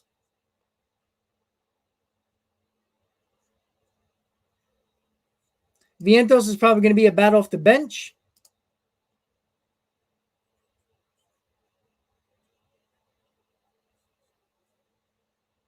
Nesta, your Braves are stacked, absolutely. David Robinson did go to the Cubs on a 1-year deal. Yeah, Gord, I can actually see VR being a utility infielder for you, and he bets both sides. I just dropped my phone. Of course I did. I don't know where the hell it went. All right. There we go. Yeah. All right, I still got a screen. That's nice. All right. So I do have a really good feeling, and I was just speaking to Joe, who's in the stream right now, that I feel like there's going to be a big news very soon. I just feel that, getting little signings here and there, and they're probably going to get a big signing. Well, you know what? They're just not going to spend, Ralph, just to go over $300 million just to spend. Just because you spend, it's not winning you a championship. It's not the end of the world that he doesn't go over $300 million. It's not. If it's something that the Mets need, they will go get it. But you're not going to overpay for Chafin. You're not going to overpay for Chris Bryant. You're not going to overpay for Schwarber. You're just not going to do it. There's no need to. The guys who the pitcher that you, or the one person that you needed to overpay for, was a guy like Scherzer, because he was one of the bigger necessities for this team, especially the behind the ground. And now you got Bassett, you got an extra layer of protection for the two big boppers at the front of your rotation. Granted, I still think the Mets need a big bat, but to overpay for Chris Bryant when there's basically no market for him doesn't make sense. I still think the Mets are in on Chris Bryant, but why go crazy and throw him a huge contract when you don't have to? Because it looks like that the Rockies probably didn't offer him more than a 4-year deal. So I think the Mets are just staying in the wings, waiting until the market comes back to them, and then they'll pounce. That's what I think is going to happen.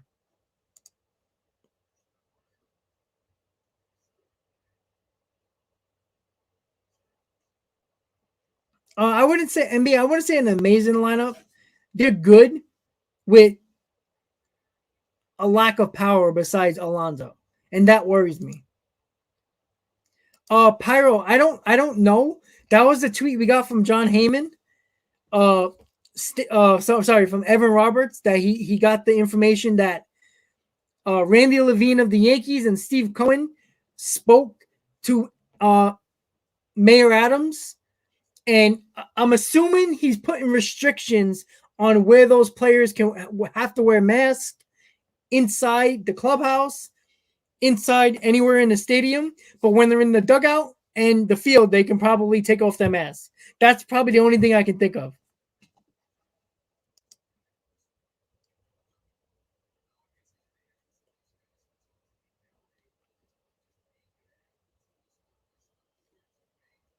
Hey, Bill, what's up, buddy? You made it. A member of Talking Mets here, Rob. What's up, Bill?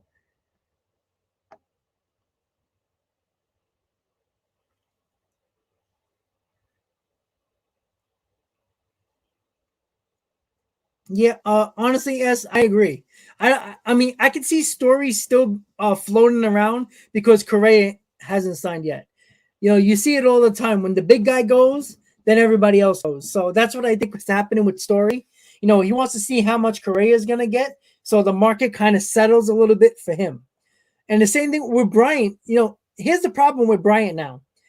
With the Phillies, when they were involved in the Bryant sweepstakes with the Rockies, now Bryant had a little bit more leverage for both teams, but it was clear that the Phillies weren't waiting around for Bryant, and that's why they got Schwarber. They needed a big bat, they got Schwarber, and they didn't want to wait anymore. So Chris Bryant either is playing games with Scott Boras, or the Rockies are still trying to get every little detail they can or anything they can get money wise to get Chris Bryant, which I don't get, but that's their own problem. And again, I don't think the Rockies will offer him more than a 4-year deal. It just doesn't make sense because he would have signed already if he was getting anything more than that.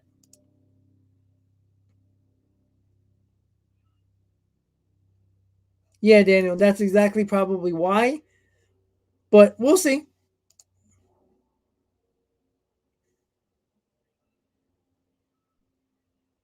Lord, that's not a terrible idea.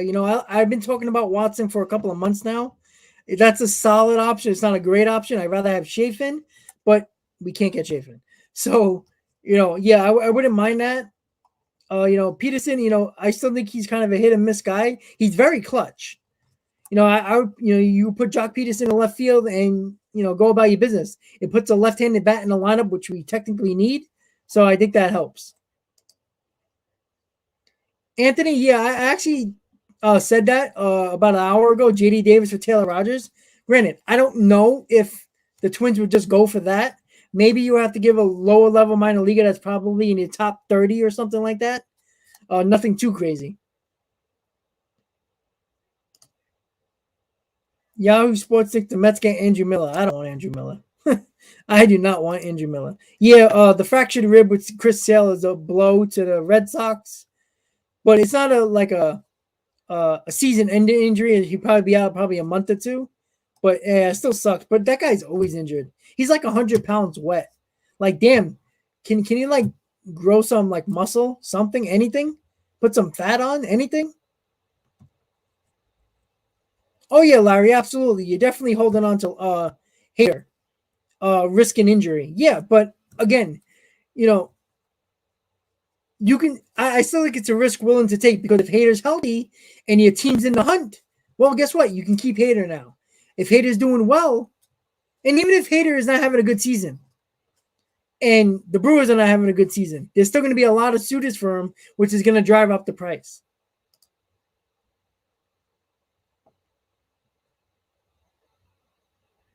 Yep, Amir Garrett to the Royals for Mike Minor.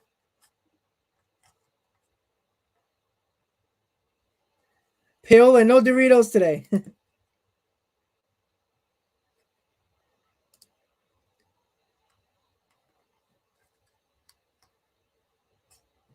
Yeah, I get it. You know, you guys choked last year, spending all that money. But you know what? You got you're supposed to have a healthy pitching staff, and that's going to take you a long way. You know, you got Clevenger now back and healthy. With Darvish and Snell, you got things rolling there. Hopefully without Tatis it sucks, but you still got a pretty good offense.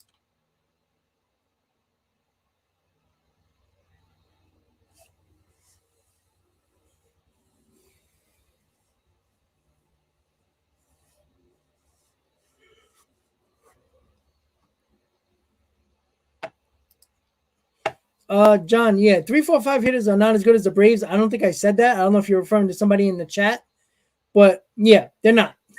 That's obvious. I mean, that's clearly obvious. Olson, Acuna, Albies, or however you want to put it. Riley, Swanson, however you want to do it. I just don't. Yeah, the Mets don't have a better lineup, and the 3, 4, 5 is not better than the Braves.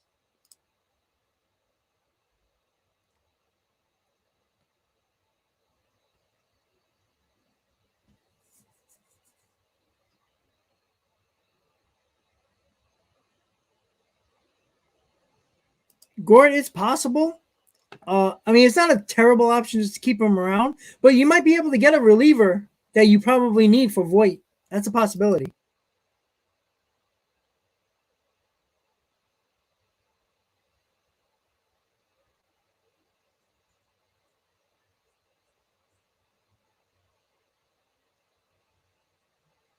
Well, according to the rumors, the Blue Jays are trying to get him now. Not saying that the Guardians are going to get rid of him, but if the Blue Jays give him an offer they can't refuse, J Ram's going to the Blue Jays.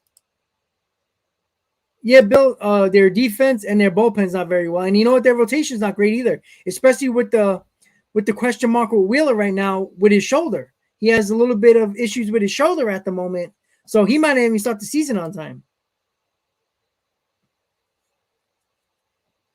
Area, yeah, you see, it's a possibility, but I don't know how serious the Padres are on Chris Bryant. I mean, it only popped up last night, about the Padres possibly being in on Chris Bryant, and I don't know how serious they are to try to get him.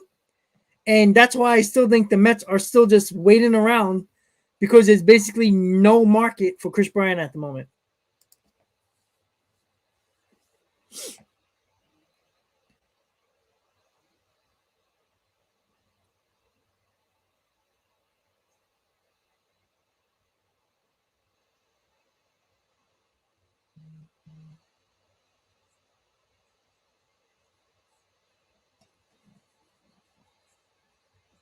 Yeah, Molly, when it comes to the Phillies right now, I think they're like an 86, 87 win team.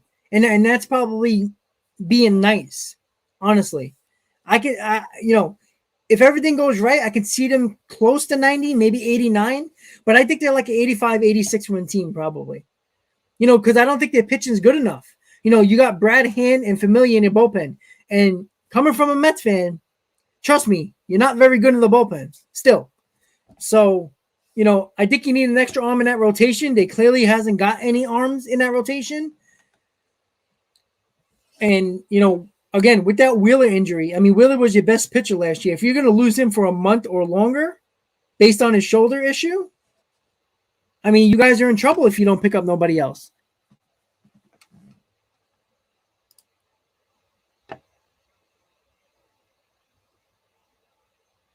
I think the Cubs are out now. I think with Suzuki, Uh, I feel like they overpaid for Suzuki, but they got Suzuki. I don't know if they're going to go after Correa. I think Correa is going back to the Astros at this point.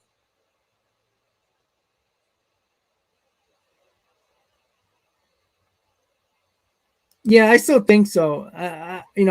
They were since the beginning after the lockout. They've been trying to, you know, you know, dangle the Smith, Davis, or McNeil for some type of left-handed pitching bullpen arm. So we'll see if it happens. Still got a couple more days.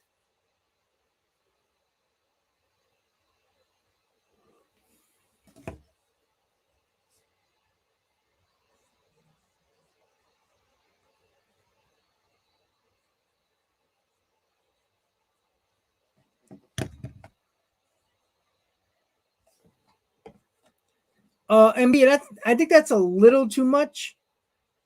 Uh, I don't think you have to give a top prospect. I think if you give McNeil, you probably have to only give a lower level prospect for Rogers. No, Rogers is not hater.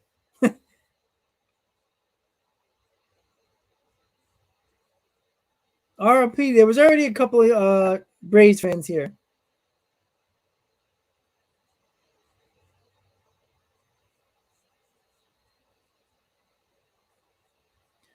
Glenn, starting pitcher for the Mets is Jacob DeGrom.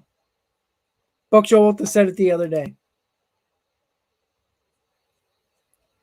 Yes, the Mariners will have a great best young outfield. Absolutely. And you're welcome for Kalenic, by the way. He's going to be a stud.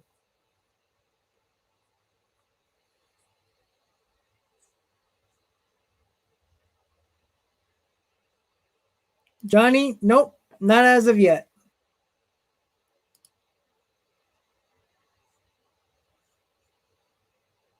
When is Bobby Bonilla Day? The same day that Ken Griffey Jr. gets paid still from the Reds. And if you check your team's history on the Yankees, they're paying 4 players still as well. So this is what the teams do nowadays. They backload these contracts and they pay interest on these teams, on these players, paying them way after their playing time. So Gord. James, I don't know. I think they're pretty solid at this point. I think their rotation's okay. Maybe you'll see them go after a bullpen piece to probably just solidify that roster and make it even better. But I think that's about it.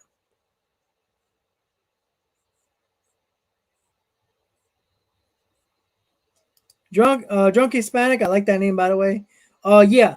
There's a couple of Yankee fans. Michael, who's in the stream. Oh, here we go. I see Michael now. Yeah, I mean, they are in trouble. I wouldn't say much as a 4th-place team. I would say a 3rd-place team. I still think could be fighting for a wild card spot. But, I mean, they could have done better. Absolutely, they could have done better.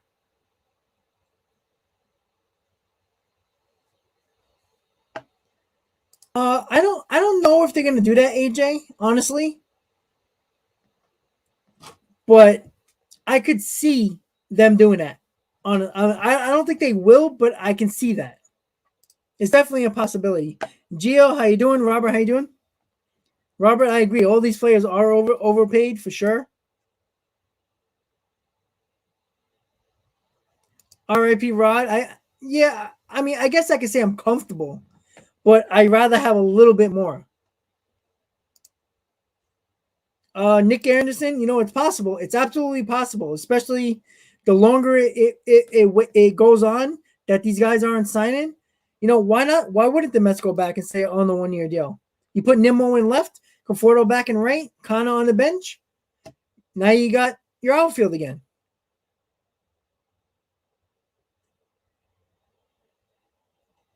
Yeah, Eckerson, the Mets ain't giving him a multi-year deal. They're just not. I know some Met fans want Conforto back, but they're not giving him a multi-year deal.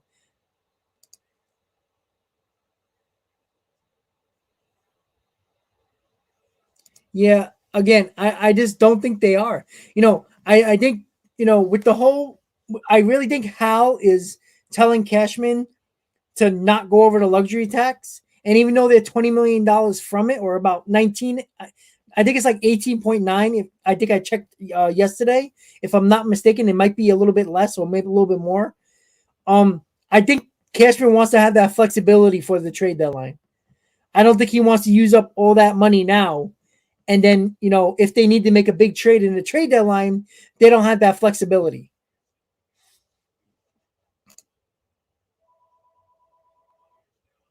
Victor, that'd be nice. The last couple of days, I I left my stream and then things happen. Spring training games are some are tomorrow, some are Friday, and some start Saturday.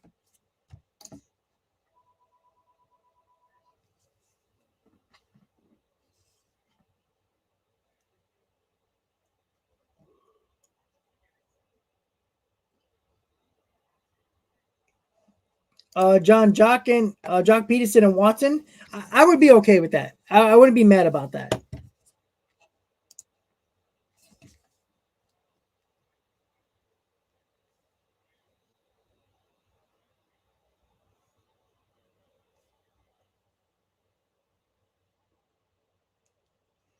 Once again, guys, we got 216 people in the stream right now. Thank you guys so much for tuning in to the MLB Free Agent Frenzy. In the morning, it was nuts in the morning. It slowed down just a little bit in the afternoon and going into the nighttime at the moment. Still really nothing has really gone except for small minor moves right now. So please, guys, don't forget to hit on that like button if you haven't already. Let's get it up to past 100 likes like we did the last couple of streams. So let's get it up there, guys. Here until 6 o'clock tonight to see if finally Freddie Freeman might actually sign, since we've been waiting every day basically since the lockout for that guy to sign. But it's getting, little by little, the guys are coming off the board. So if your team's still struggling to fill out the roster, let's hope they do something soon.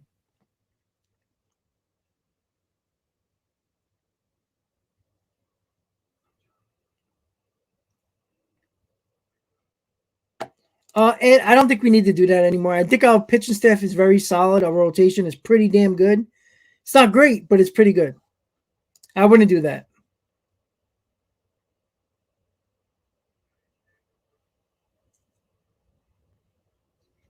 Yeah, I know. I wanted the Mets to go get him, but he went back to the Braves where he was comfortable.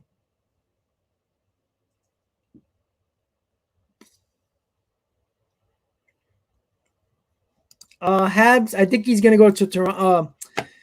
I think he's going to go to the Red Sox. Freeman, I think.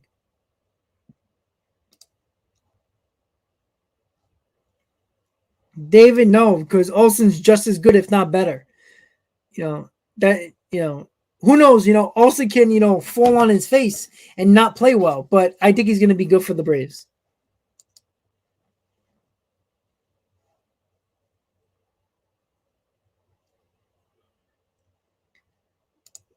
Juan, I agree with that. Besides Bueller, your rotation is kind of shaky, and your bullpen's not good. So they got to definitely work on arms more than they actually need a bat. Habs, how many wins will the Jays? Well, say if their current roster is this now, I would say, let's see.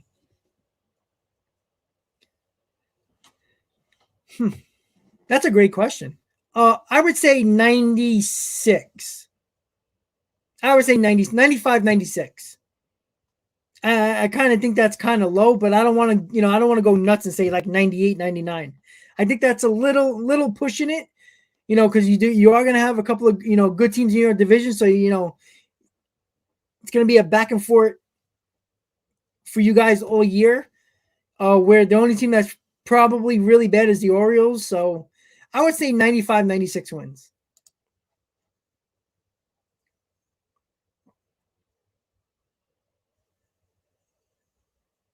Yeah, Gord, see, we're in that same range. I agree with that.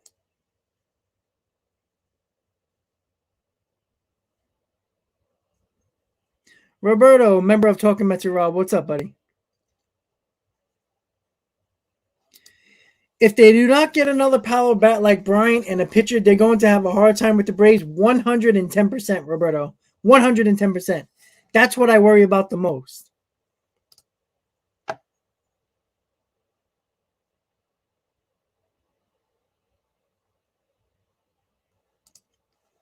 And B, if we get Rogers in the bullpen set, I wouldn't say like 100%, but I'll be much happier with it if you have Rogers in there than if we don't have Rogers in there. Yeah, Nick, isn't that unfortunate? We traded Pete Crow Armstrong for a rental for Baez and then gave Kalenic for a steroid using old Cano and the erratic Edwin Diaz.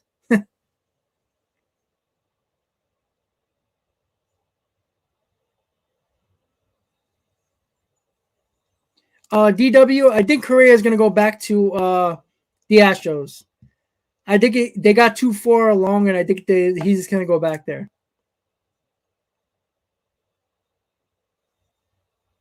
Yeah, somebody said that yesterday, Isaiah, that they think the Giants will sign Conforto. That makes sense. He's a West Coast guy. That's definitely a possibility. Oh, yeah, absolutely. Like I said that a couple of days ago when the trade happened, Yankee Cow, that I think it was addition by subtraction, even though a lot of people didn't like the trade overall. To get rid of Sanchez, I think it's a plus, honestly. I don't think Donaldson is going to be great for you guys, but he'll be okay. He'll be pretty good. Is that putting you guys at the top of the AL East? No. But getting rid of Sanchez can't hurt. Finally the Yankees realize go defensive minded behind the plate, especially with the young kids that are going to be in your rotation. And Sanchez was useless. Cole didn't want to pitch to him. So you have the ace of your staff that doesn't want to pitch to one of the guys you needed in the lineup. So I think it was an addition by subtraction, Yankee Kyle.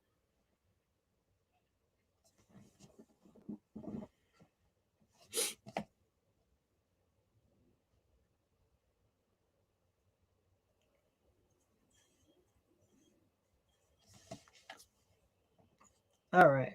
Checking Twitter, guys. See what's going on.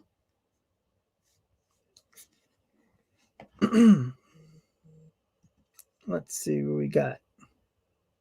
Do we have anything that is worth noting? Let's see.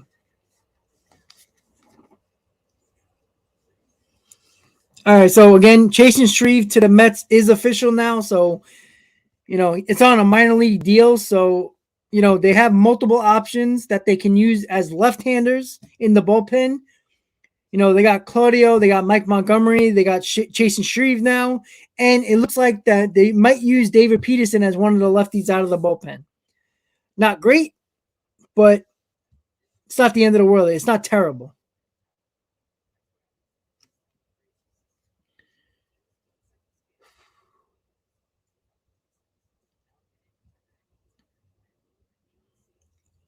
Just looking at Twitter, guys, just to see if there's anything else that we can talk about that is worth noting.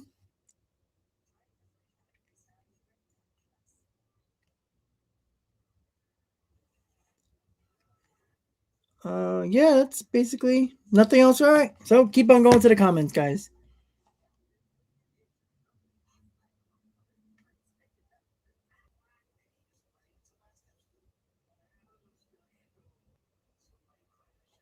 With our current roster, I think I gave that yesterday. I was Marte, Nimmo, Lindor, Alonso, Escobar, McNeil. Well, you know what? See, I'm going to put probably JD Davis as the DH. So I would say JD Davis, Kana, McCann. That's where I would go. That might be a little bit out of order, but that's what I see the lineup being. Yeah, I think they're very close, the Yankees and the Red Sox. If the Red Sox get Freeman, well, that probably adds 2 or 3 games above the Yankees at the very least.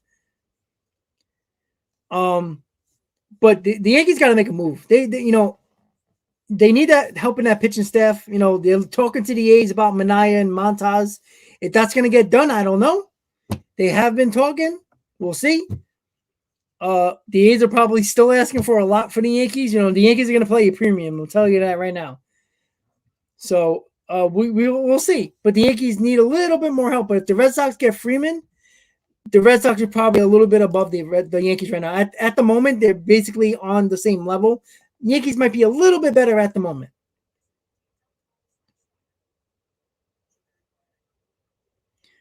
Joel, you know, I think it was a really nice signing. Uh, sorry, I drew a blank over here. Who the heck just signed with the White Sox? Oh, Joe Kelly. Joe Kelly, Hendricks, and Kimbrel. It's a dangerous bullpen. Your offense is solid. I could see a little bit. I could see your starting rotation being pretty darn good. I think you're going to win that division probably pretty easily. You know, it's all about the playoffs for the White Sox, in my opinion. So I would say you're mostly done right now when it comes to the offseason for you guys to acquire anybody, either free agent or trade market. But you never know. You might need something during the trade deadline. MB, I wish it was right now that they would sign Chris Bryant. Rookie of the year. You know, Daniel, I haven't even really paid much attention to that yet. That's a great question, but you know, I haven't really thought about it yet. You know, you got to see who actually makes the teams in some of these cases. But maybe get back to me in a couple of weeks when the rosters are finalized. New Cuse, I don't look. Story's waiting for Correa to sign before he does anything.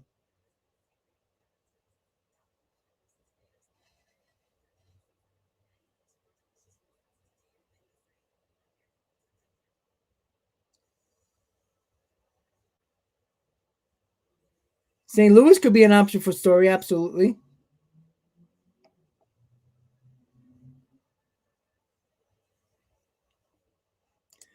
Well, what weren't we talking? Oh no, we were more concerned about. We were really getting into it about McNeil.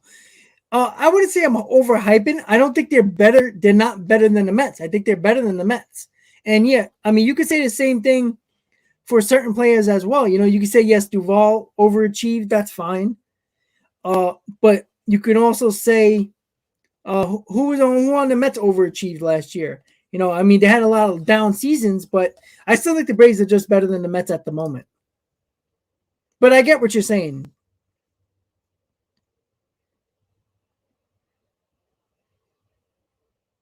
Tanya, I think he's waiting for the right deal. I don't know who's the A's third baseman at this moment. Honestly, I don't. No idea, Demar. No idea.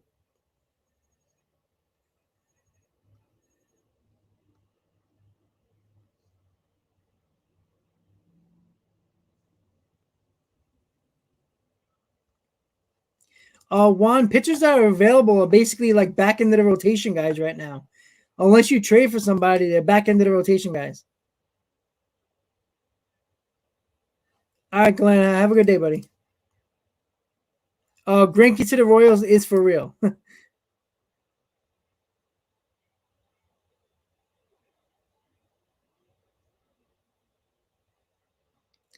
uh, Isaiah, I think they can.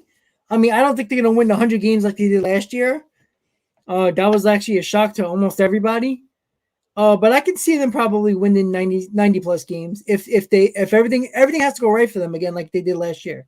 I mean, that's wishful thinking, but I mean, you're gonna have a hard time trying to win that division now, I think. Nick, I still think they're gonna make at least one more bullpen move at the least, and I still think they're gonna make a signing for a big bat. I just feel that.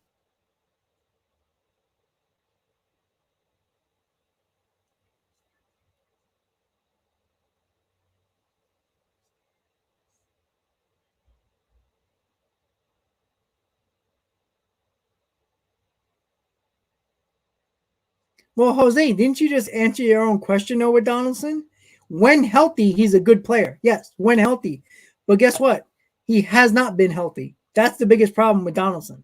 And he's 36 years old. So why do you think he's going to be healthy and play 130 games, maybe 140? I don't see it. The Rizzo, the same thing. You know, Rizzo's what, 33 years old? You know, how many games can he play?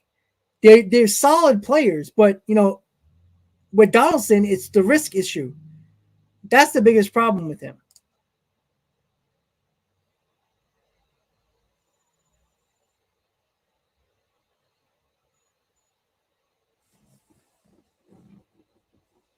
No, I mean, I think, but again, Gord, that's a solid season. That's not Donaldson. If he was 5 years younger, he's probably a 35 home run guy, probably close to 100 RBIs.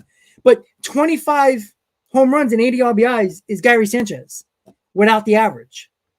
So what are you gaining? You're not really gaining anything. So, that's the problem. Sanchez was garbage behind the plate and he hit like 200. But Sanchez can hit you 25 to 30 home runs and hit 70 to 80 RBIs. So you're not really gaining anything except a little bit better defense at third base than Gary Sanchez gave you nothing defensively.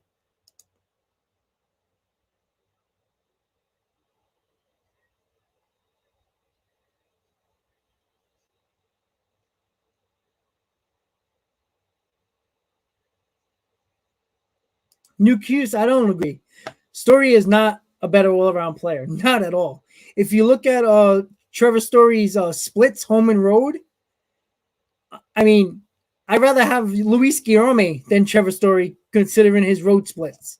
Like, that's how bad they are. They're not even close. I mean, Trevor Story's hitting like 340 at Coors Field. When he's outside of Coors Field, he's hitting like 260. And his home runs drop a lot. His RBIs, his on-base percentage, his slugging, everything drops dramatically when he's outside of Coors Field. So you got to worry about that.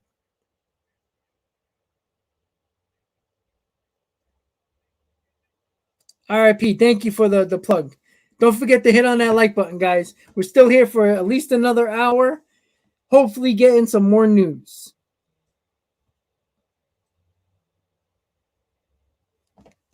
Let's get them likes up to 100, guys. Let's go. Michael, I know you said it for a while to get Freeman. Yes, Ozuna is back with Atlanta now.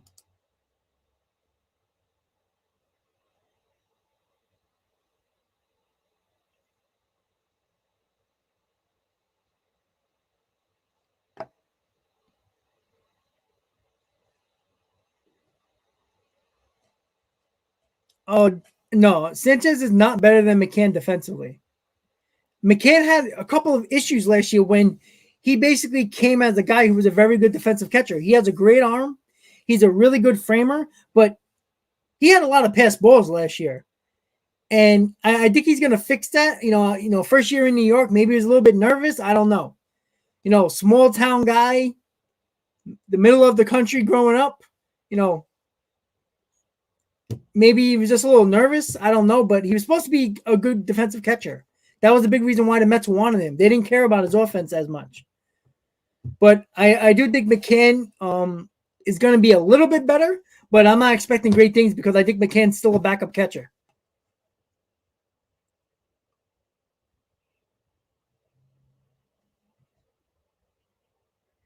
Oh, Jose, that's true.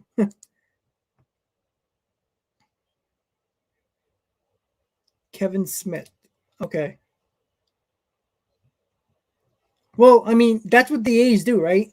They develop, the players get good, they come close to arbitration, or they're coming close to being a free agent, they get traded. That's the MO of Billy Beane and the A's. It always has been.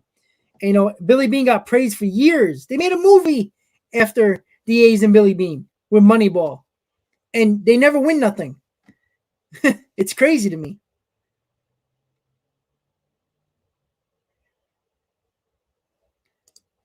Yeah, I think they got Escobar because it was just the right place, the right time, Fletch, honestly. But again, the Yankees a couple of years ago didn't need DJ LeMahieu. At least they didn't think so at the moment. He had no place to play. And what happened? Somebody got hurt. They plugged him in that spot, became the batting champion. Everybody loved him. So I think it's a problem it's a good problem to have. And you can always put Escobar at second throw McNiddle left, and you're good to go when you put Bryant at third. Or you could just put Bryant to left field, kind of sits on the bench, and now your bench is a lot stronger.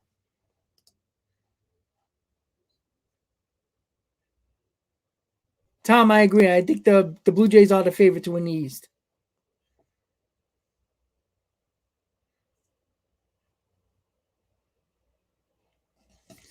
All right, so I'm going to check Twitter again, guys. All right, guys, we got over 100 likes. Let's go. Let's get to 150 now, guys. We got an hour left to go. Let's get to 150, guys. Let's go.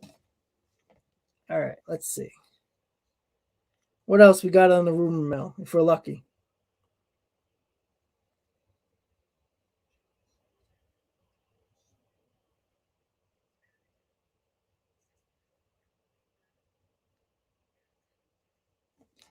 All right.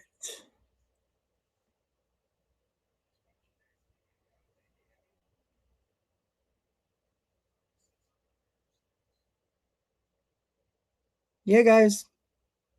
Don't see anything. It's getting quiet again. So much happened in the morning, and now in the afternoon, it's just nothing.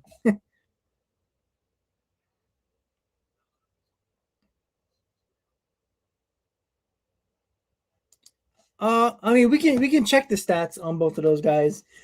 Let's see.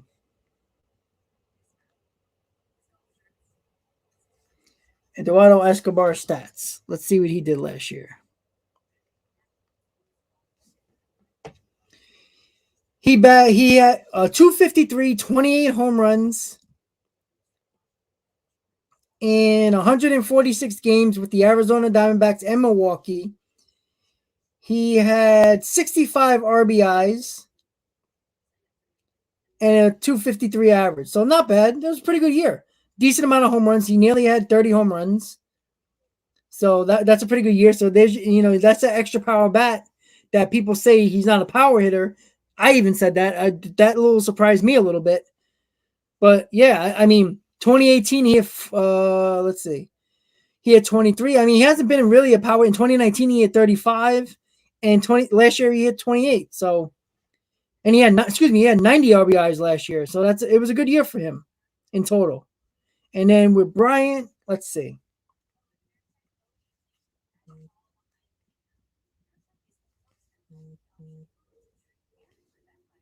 All right, let's see. Chris Bryant had 265, 25 home runs, and 73 RBIs. So similar average, similar home runs around that area, but the RBIs were a big difference.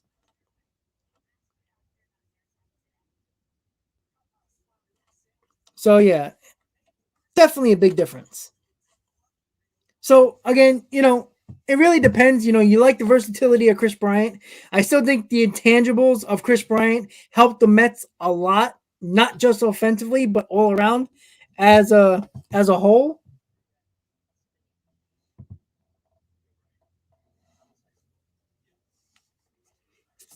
So a lot of the movement on the Mets home games this year, the Sunday games, the Mets are moving Sunday home games to 1:40 p.m. to accommodate MLB's national media rights because the Mets have a lot of games on Sunday that for national media and all that stuff. So that's interesting.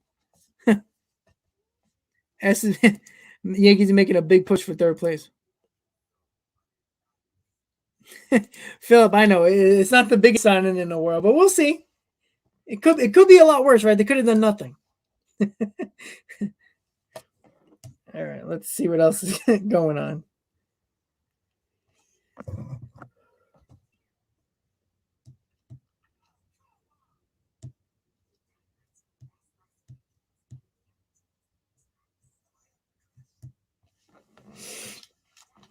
I'm just gonna throw on Carton and Roberts, see what they're saying.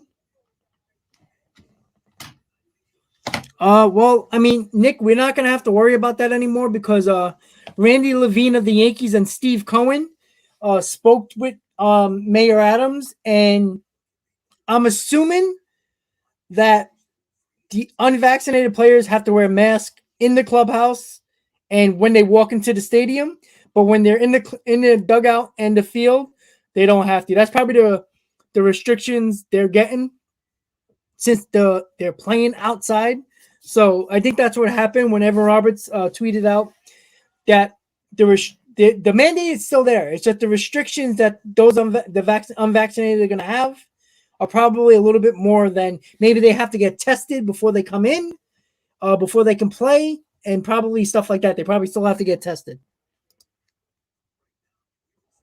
Yeah, he was saying Freeman to the Blue Jays for a while, right? I think that was the thing that was happening a day ago. Freaking Carlos Baerga. Jesus. Like I really want to hear from Baerga as a Met fan.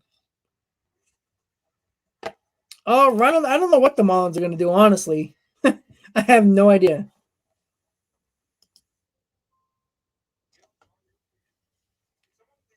Bill, I don't think people are concerned. I just think they want to make sure that their unvaccinated players and the Yankees and the Mets actually play in New York.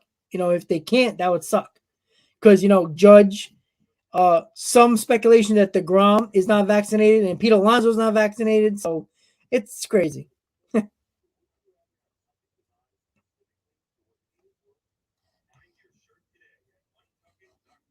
Oh, Gordon, yeah, you have to give respect to the Rays. They find a way to do it every year. But what the Blade Jays are doing, man, I mean, it seems hard to believe that they're not going to win the East. But again, you're right. That's a good point.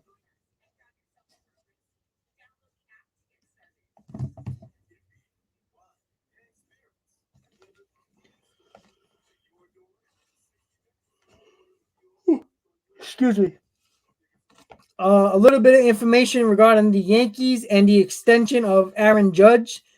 Hal Steinbrenner is beginning talks with Aaron Judge for an extension. So for you Yankee fans there, it's probably the reason why they're probably not going over the cap of the luxury tax, because Judge is probably going to get somewhere in the range of 20 plus million, which is going to throw the Yankees over the cap.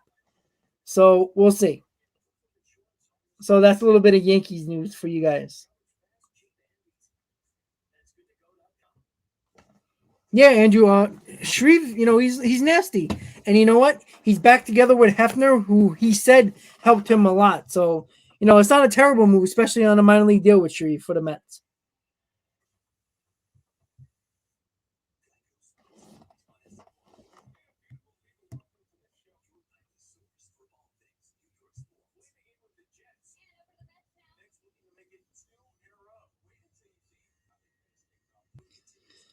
All right. What else do we got on the rumor mill?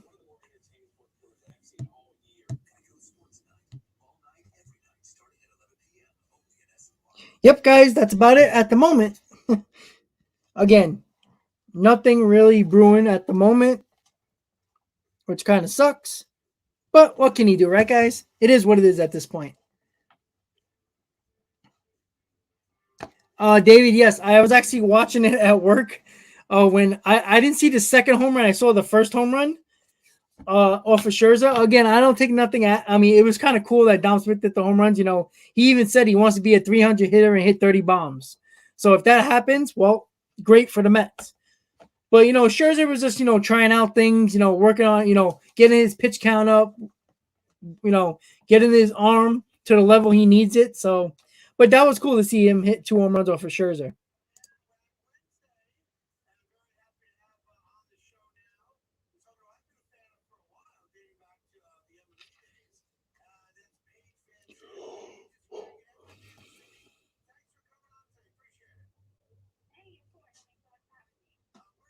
Yep.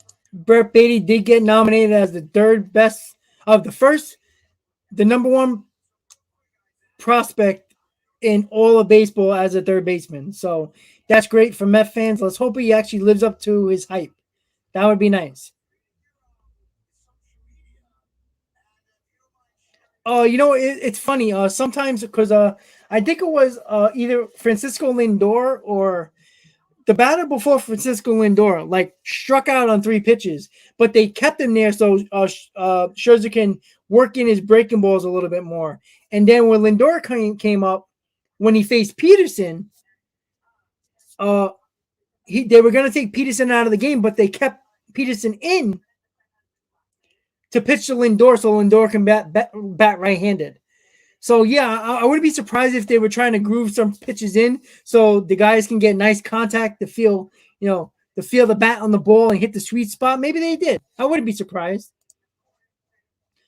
And also for you Met fans, I'm assuming you probably heard the news by now, but if you didn't, Friday, which is 2 days from now, on Friday, the Mets are having an orange and blue scrimmage game against each other, and fans are allowed to go in. It's free admission, free parking, and free beverages. Yes, that includes beer, and yes, that includes soda. You just got to buy food. That's it. So if you're in the Florida area and you want to go down and check out the scrimmage, you're allowed to. Everything's free except for food, and obviously if you want to buy some merchandise. So that's really cool. Yeah, and you know what? RIP, the home run that he hit, the first home run, was neck high. So Dominic Smith loves high heat. He loves the high fastball. He gets on top of that ball like crazy. It's amazing.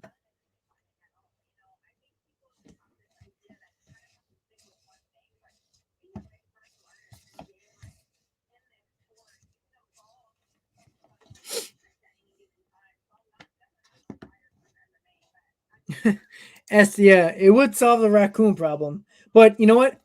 Uh, yeah, I like Merrifield, but I don't think the Mets are going to do that at this point. But I like Merrifield though. I do like him.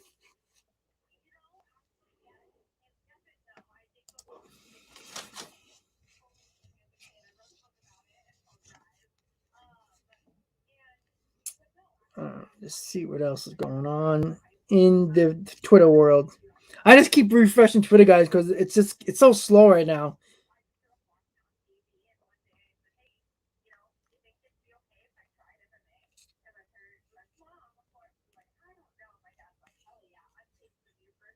Mm. It's a little annoying. No, I wish everybody would have signed already so we can just talk about the rosters. So I can start putting together my stand-ins predictions for 2022. And if you guys are interested, I usually do well, at least with the NL East specifically. I do. I rank the rotations 1 through 5 in the NL East, and I also rank the lineups 1 through 5. I did it last year. A lot of people seem to like it, so I'm going to do it again. And I'm also going to do the stand-ins for the entire league as well. So in the coming weeks, you're going to expect those videos to come out. No, I tend to agree. I don't think any player, except for probably even Trout, maybe is worth $300 million. But you know what? Lindor set the market for shortstops.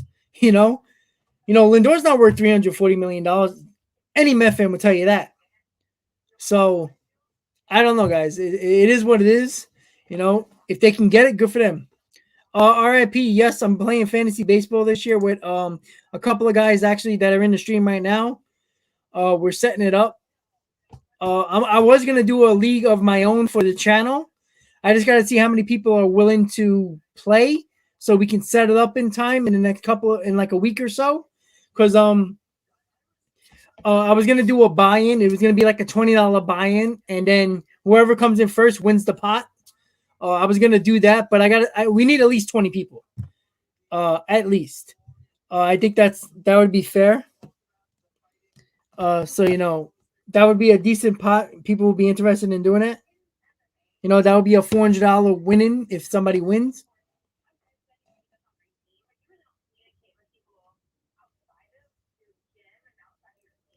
Yeah, Lindor. Well, we have to wait until 2023 until the shift is banned.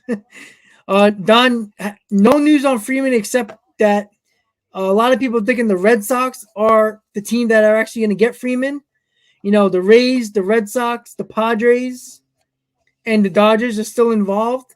I see the Dodgers like moving away from Freeman a little bit. I doubt the Padres are going to get him. So I think it's going to be between the Rays and the Red Sox.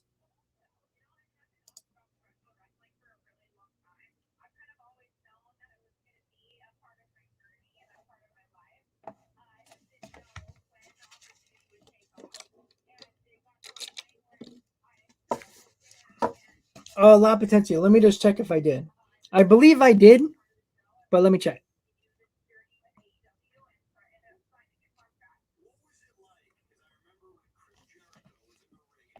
Let me check if I got the email. Yes, the ESPN fantasy game, right? Yes, I did. Cool. All right, so I'm gonna join right now.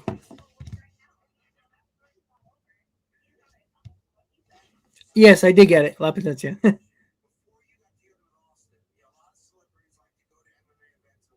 Brian to the Padres. I don't really know. I mean, they're rumored to, but I don't see them that interested, honestly. But it's possible. Okay, the draft is Saturday. Okay, I see it. Okay, cool.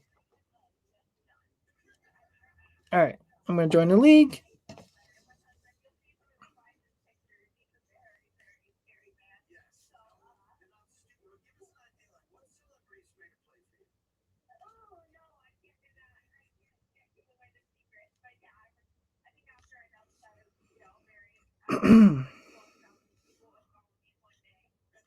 All right.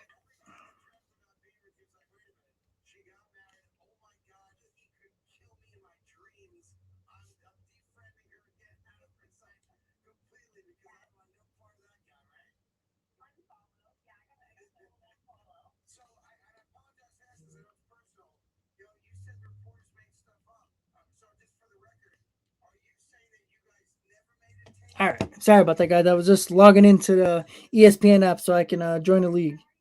All right, so I'm in.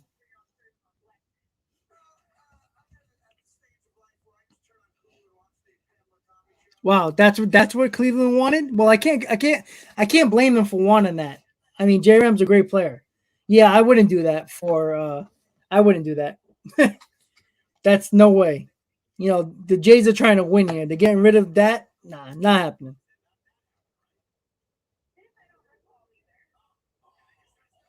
Oh man, Bill, I'm sorry about that. That must be annoying. Huh.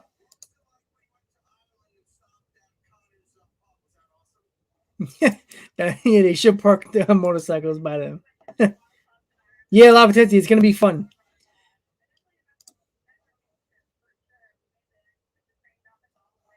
Yeah, that's a lot. That's a lot for J Ram. I mean, who know? I don't know if they would do that. Their pitching staff is still very solid, even if they get rid of Manoa. But oof, that's a lot. That's a lot. Steven, they could still make a trade. It's just a matter of what they're willing to give up to get what they want. If they're really into Josh Hader, you're probably gonna have to give her a decent amount. And I don't know if the Mets are gonna willing to go that far.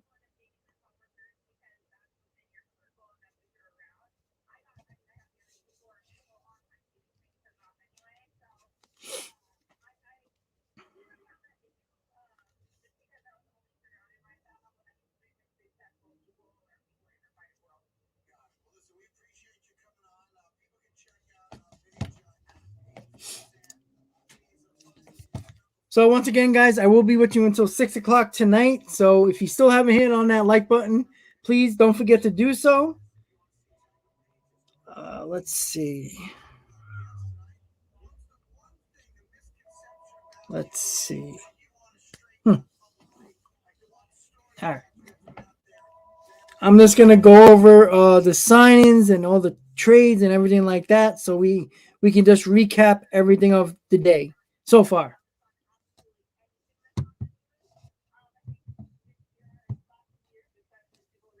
Yeah, Senor Nerd, it's a possibility. I still think the Mets are trying to move one of them, or at least Davis, McNeil, or Dominic Smith, or at least McNeil or Davis.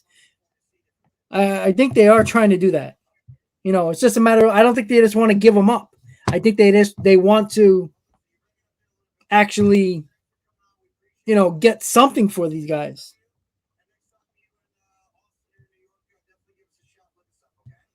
So just to recap the day, guys, Matt Chapman was traded for to the Blue Jays for minor leaguers. Schwarber signed with the Phillies.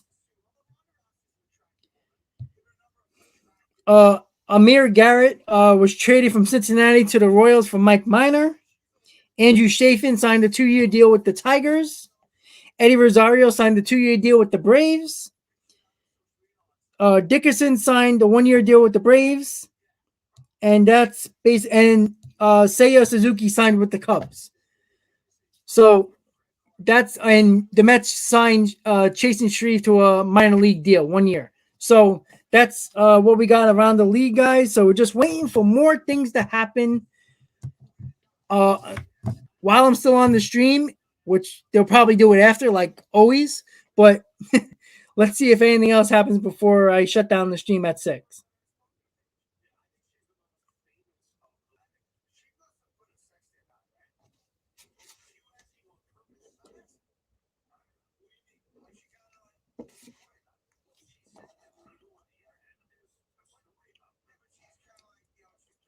Yeah, Victor, it's funny because we've heard for what a year now that teams are asking for McNeil, but like if they're asking for McNeil, it's probably a team that's probably a contending team. So what are they really going to give the Mets? And that's the problem. If they're going to give us a pretty good reliever, we'll talk. But you're not going to give them for a box of balls. It just doesn't make sense. I don't see them going after Jock Peterson. Honestly, I mean, I wouldn't mind the Mets going after him. That would be okay with me. Throw him in left field and throw Connor on the bench.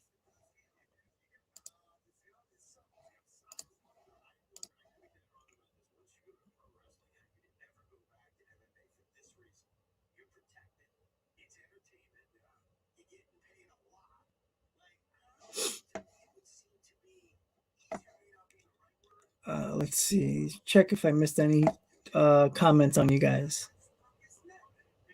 Anthony, who are the Yankees going to get? Maybe Sean Manaea, maybe Frankie Montas.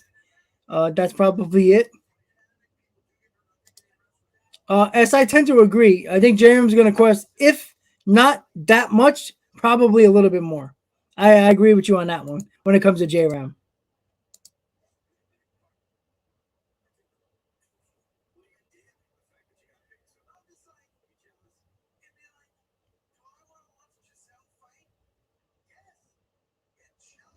Yeah, exactly. Shapiro's not doing that. That's for sure.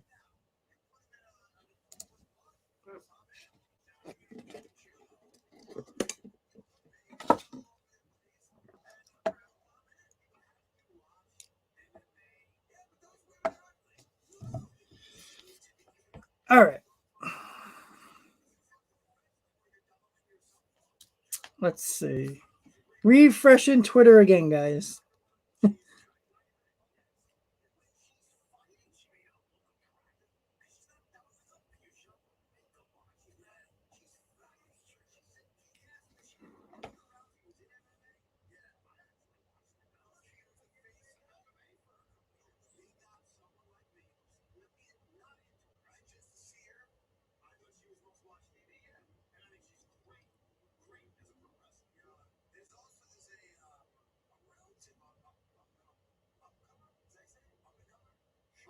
All right.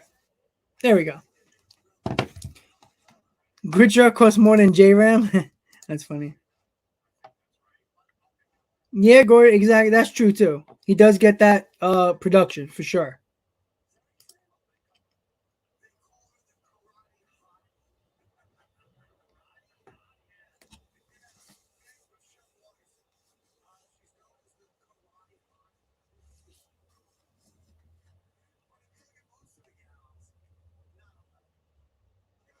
Robert, not lately. They're still kind of in on Freddie Freeman, but other than that, there hasn't been much. There actually hasn't been a lot of news for the last like hour and a half. So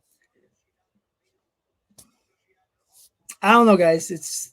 It's gone quiet again throughout the league.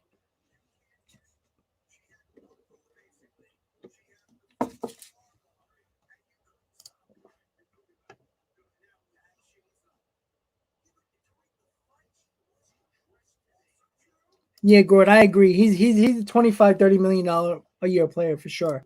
100%. With that production he has and a really good defense, absolutely.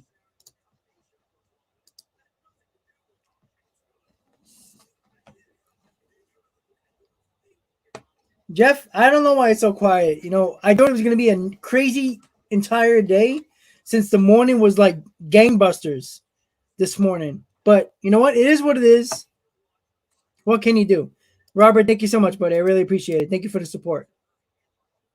I don't know. It's just got quiet. But even still, Gord, you're right about that. Like he can easily probably get on the open market between 25 and 28 million easily.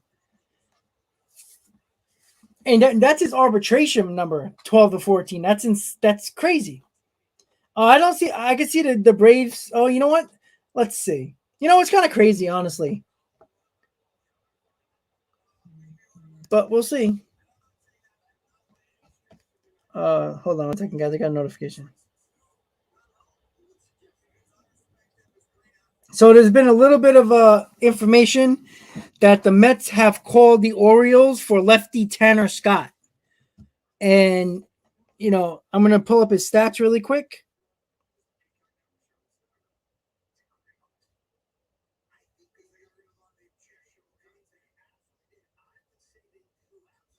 All right, so let's see what he did. Let's see. Well, he wasn't very good. He had a 5.17 ERA and a 5-4 winning loss record, which really don't make a difference. He was excellent in 2020, but I always throw those stats away. Uh, I mean, he's not good, but it's not really something that I would like to do. That's a little bit of like a woof. Grant, I saw your comment. What did it say? And member of Talkin Mets Rob, by the way. I was thinking about it earlier today. McCann can play Scherzer in Detroit. He may help Max. That's true, but I don't think Scherzer needs any help. He might actually help McCann a little bit more, honestly. But I don't think he's going to help Scherzer much. But it's nice that Scherzer has somebody behind the plate that can throw out runners. Even though Scherzer's pretty good on holding out runners, but it never hurts to have a catcher that can actually throw behind the plate.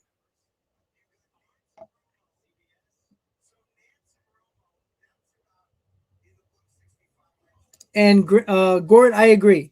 Cleveland's going to want all prospects back. They want to get as many players back as cheap as possible.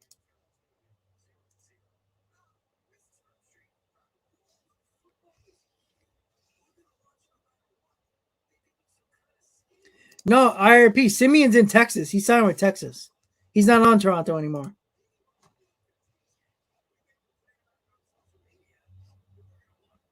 Symbiotic relationship.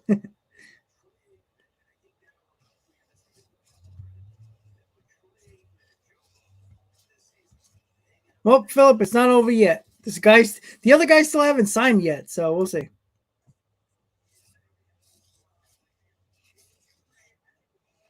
Well, I mean, Marte's pretty good too, but I'd rather have J Ram, honestly.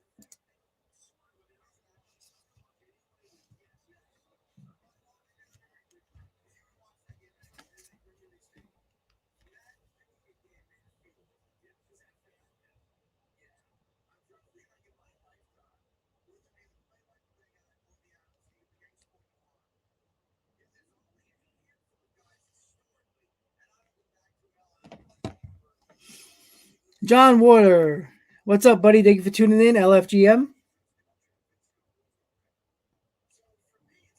Yeah, so guys, once again with the Mets, they did lose out on Andrew Chafin, the lefty that I thought they were going to be in on from the very beginning. And I don't know if they offered him anything. We haven't heard anything about that, but I would be surprised if they didn't offer him anything. The Tigers did offer him a pretty good contract. So the Mets are probably looking at Ryan Tepera, Tony Watson, maybe trade for Taylor Rogers. Maybe they're thinking about David Peterson as the guy that might be the lefty in the bullpen, along with possibly Claudio that they have as a minor league invitee.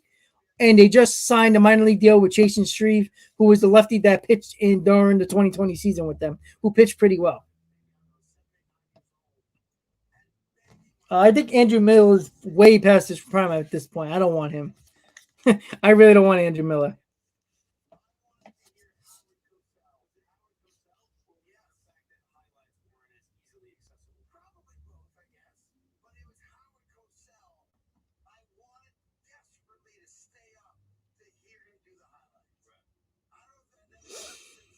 Hmm. Alrighty. Just looking at Twitter, guys, to see what's going on. I just want to see anything. Anything would be nice. Anything.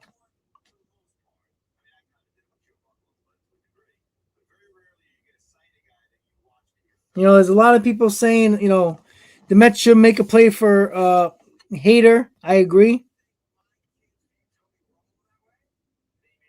I think it's really important to get a really really good left-handed pitcher because, what people are talking about, Soto, Harper, Schwarber, Olson, all those guys that we're gonna need a left-handed pitcher to get these guys out at some point, especially in later innings. So I think it makes sense that the Mets gotta get somebody. We gotta get somebody. Get us a damn left-handed pitcher that's actually good. Any news on Correa? Nope, not as of yet. The Sox are not favored for Freeman. I haven't even heard them. I heard the Padres, I heard the Red Sox, the Rays, and the Dodgers. That's it.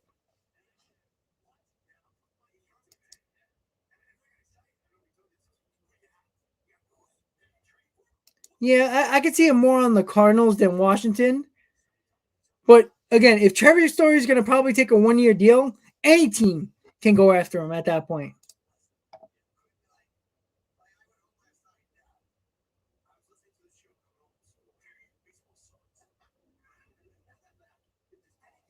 Okay, that's not a that's not a bad idea to do that. You know, using those talks to put some leverage to get Marte, that's not a bad idea.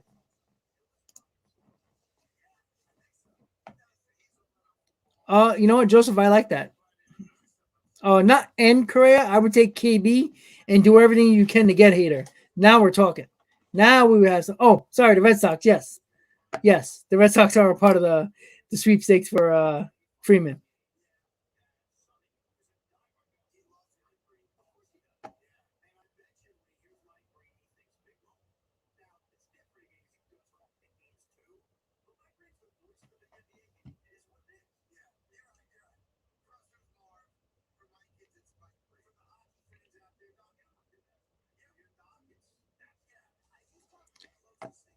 Sorry, guys, I got caught up in something looking at a TV.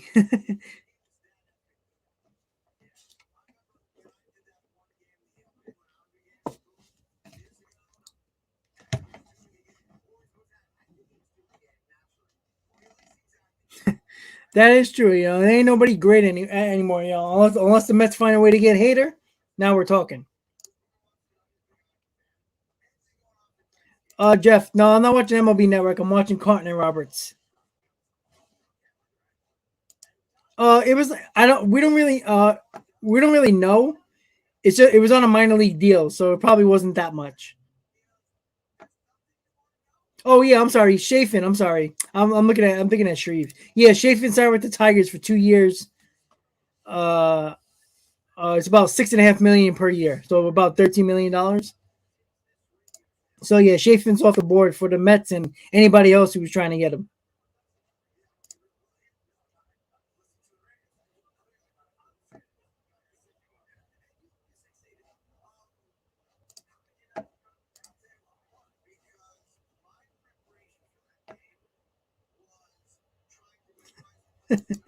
That's funny.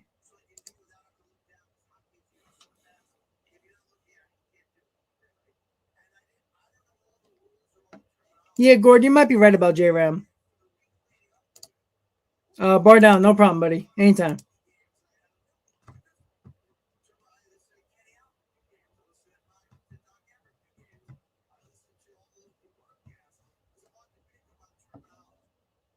Yeah, CS. You seem like they're going to go the Marte route.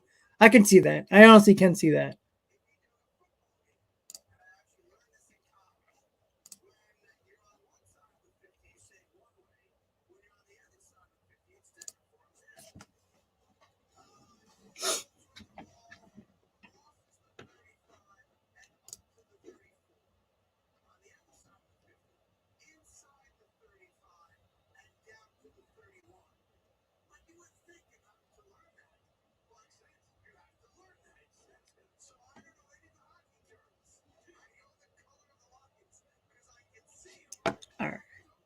So I'm going to refresh Twitter one more time, guys. We got a half hour left until I end the stream. So get all your questions, concerns, and opinions now so we can try to catch it before I end the stream, guys.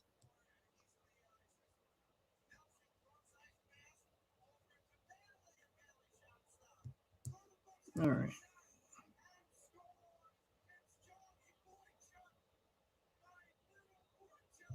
Let's see.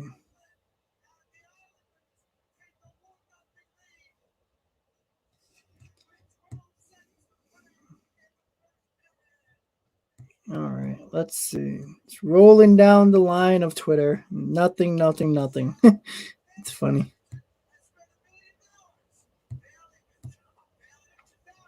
Yeah, guys, it's quiet on the rumor mill again.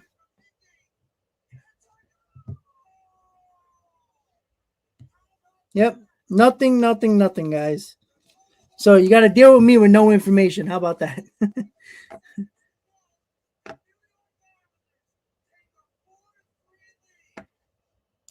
Yeah, they're definitely rebranding for sure. Joel, with the White Sox, you got a scary bullpen for sure. Scary bullpen for sure. Your starting pitch is pretty good, not great. Your lineup is awesome. I think you're definitely I think you're easily gonna win the AL Central. It's just a matter of what can you do to make yourself better for the playoff run. Your bullpen's gonna be fine, I think, if they're healthy. Your rotation, maybe you might need another back end of the rotation guy to help you guys out. Maybe help get a guy that get some innings in every now and then. Give you 5-6 solid innings to save your bullpen a little bit. But I think the White Sox are easily going to win this division. Trish, hi Rob. Shout out from Tucson, Arizona. All right, that's awesome. Thank you for tuning in. Oh, that's cool. That's awesome.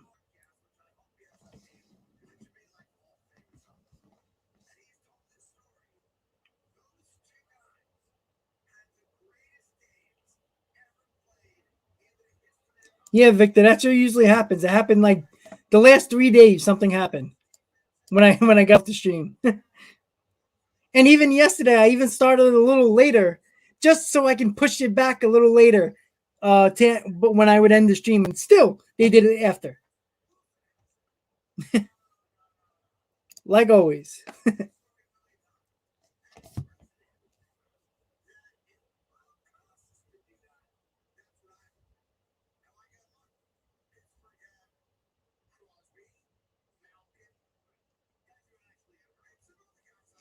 All right.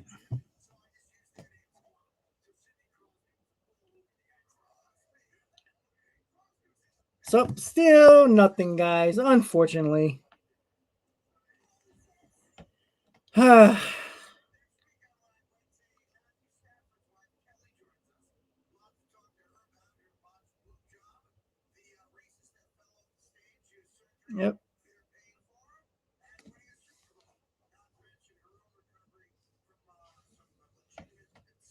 Well, I know what I'm getting for dinner. Woohoo! Perfect. But I do think Freddie Freeman's gonna sign tonight, guys. I feel very confident that. Well, I probably said it like 4 times the last couple of days, but I feel like since other teams have gotten their first baseman, the Braves did. I don't feel like the Dodgers are gonna win that sweepstakes anymore. Look for the Red Sox or the Rays to actually get Freddie Freeman, and I still think the Mets are going to get a big bat. I don't know why. Maybe it's just wishful thinking, but I still feel like Epler has something up his sleeve and just waiting for the market to come back to them to pounce on Chris Bryant. I just feel that it just makes so much sense because 3 or 4 days ago, Chris Bryant had about a 3 or 4 team market. Phillies ended up being gone. A little bit about the Padres. The Padres kind of kicked the tires again today with Chris Bryant, but the Phillies seemed like they were going to probably be the favorite. But then there was word that Chris Bryant didn't want to go to the Phillies, so the Phillies pivoted to Schwarber, and now Chris Bryant has no leverage in any negotiations at the moment because the Rockies are the only team right now that we know that are heavily pursuing Chris Bryant. And if the Colorado Rockies wanted him so badly, you would think they would do everything they needed to do to sign him. And it seems to me that it is probably not more than a 4-year deal. And I think Chris Bryant is probably looking for a 5-year deal. Now, if I'm the Mets, I would go 5 years. I wouldn't go 6. I would try 5 years and see if you can get him. But I think Epler's just waiting in the wings, just waiting to get Chris Bryant. For 2 years now, the Mets been trying to trade for Chris Bryant. And I just think they're ready. I really think they're just waiting to get Chris Bryant.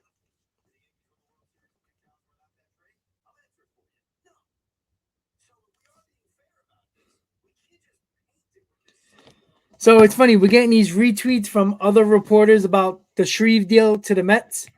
And it's like, stop retweeting stuff. Every time you see another reporter say Mets, you think it's something new, and it's not. Like this is the 4th time somebody actually retweeted about Chase and Shreve. Like, Jesus. Albino, it's going to be Nick Castle. I don't know. I'm not 100% sure if there will be that. I wouldn't mind that. That's for sure. But I do think I think the Mets are going to be on everybody who's left. That's actually makes sense for the team. Castellanos, Conforto, and Chris Bryant. Baba Booey, trade Diaz, get Hater. I don't see the Mets trading Diaz. I honestly don't.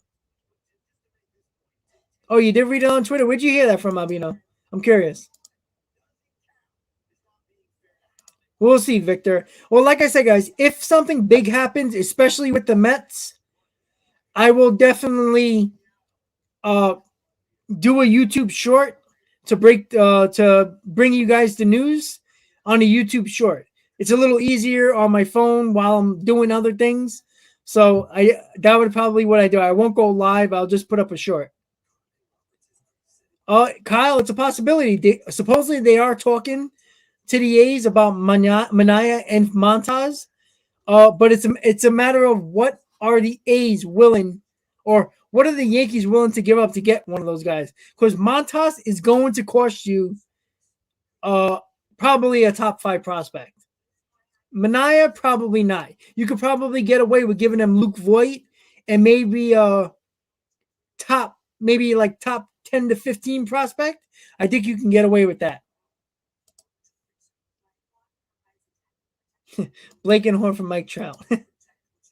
Okay, Albino, dang, if you can find that would be great.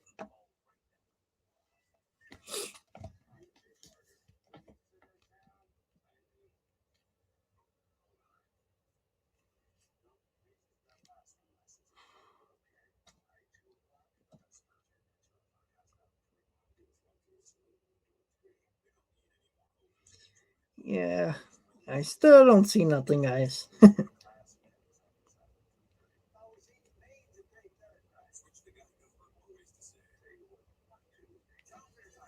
Yep.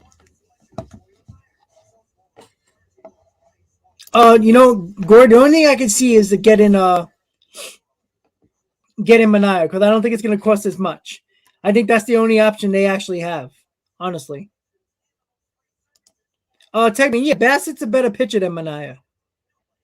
Uh, Bassett, it can easily be a really good number 2 for most teams.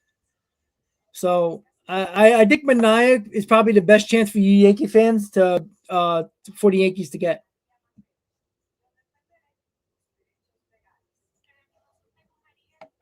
Yeah, Peraz is the other shortstop that people are talking about. Could they use him in a deal to get Mania? Maybe.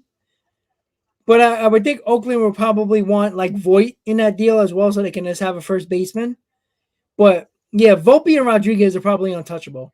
I mean, if Cashman was willing to get rid of one of those guys, maybe they would have had some type of shot at Olsen, but they would probably have to give both of them actually.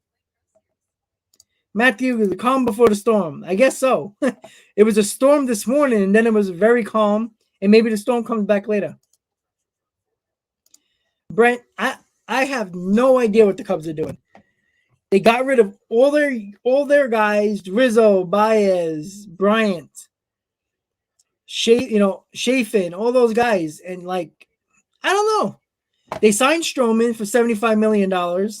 It's like, okay, for 3 years. So if you're rebuilding, the time you rebuild, Stroman's going to be gone. But then they got Suzuki, but yet you still need some starting pitching help. You still need bullpen. I don't think your lineup is that good. You got Contreras. You're going to have Suzuki. I mean, what else is in that lineup that you can look at and say, oh, this team's good? I don't know. I honestly don't know.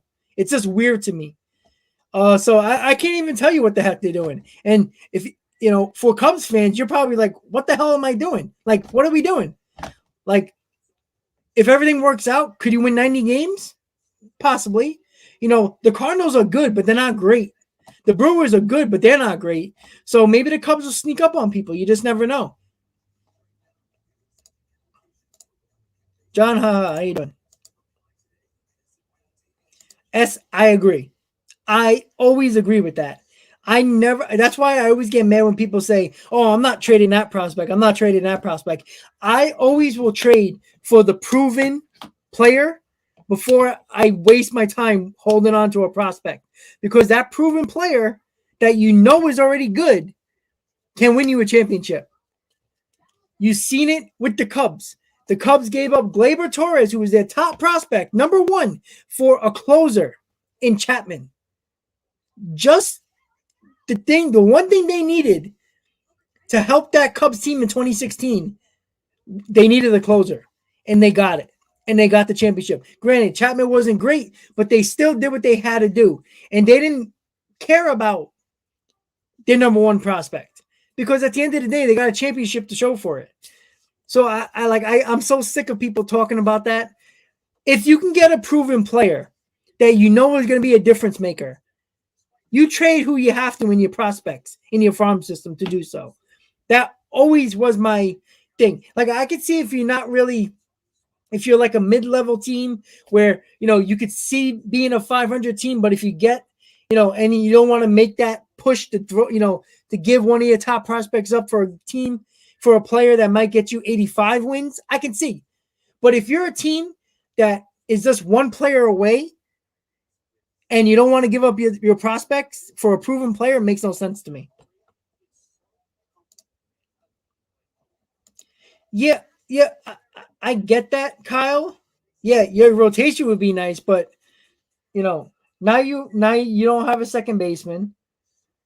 Your first baseman's nowhere to be found. You have Rizzo. Yeah, you can put DJ LeMahieu at second. I mean, yeah, but what two prospects though? Because the A's are not going to want Luke Voigt and Gleyber Torres. I mean, their value is completely down. So your two prospects, at least one of them is probably going to have to be Volpe or Dominguez. And if you're not going to do that, the A's are going to hang up on you.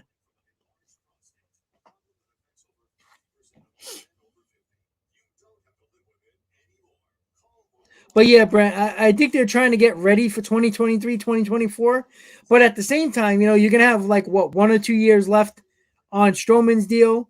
Suzuki is going to be around, but I don't know what they're doing. Contreras might be gone. You might not have no catcher at that point. So I don't know what the Cubs are doing. I really don't know. I agree, Sam. I agree. Who knows what happens if the Indians at the time would have actually won that game and won the World Series. That series, that game changed everything for the Guardians now. Yeah, Shreve signing is not a bad signing. It's extra arm. I think he's going to be okay. I'm doing okay. I'm tired. Long day.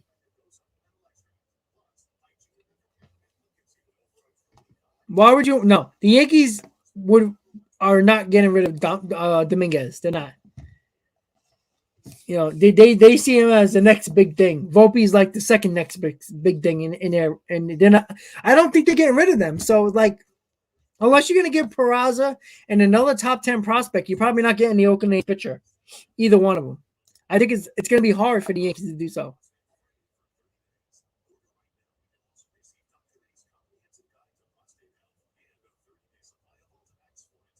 Tails for the pen. Have a good day, buddy. Yeah, Sean Doolittle back with the Nats so we can beat up on him. I like that. Yeah, I don't know if the Cubs are going to sign Contreras. I don't think so. And I don't think Contreras is going to sign an extension. I think he wants to go to free agency.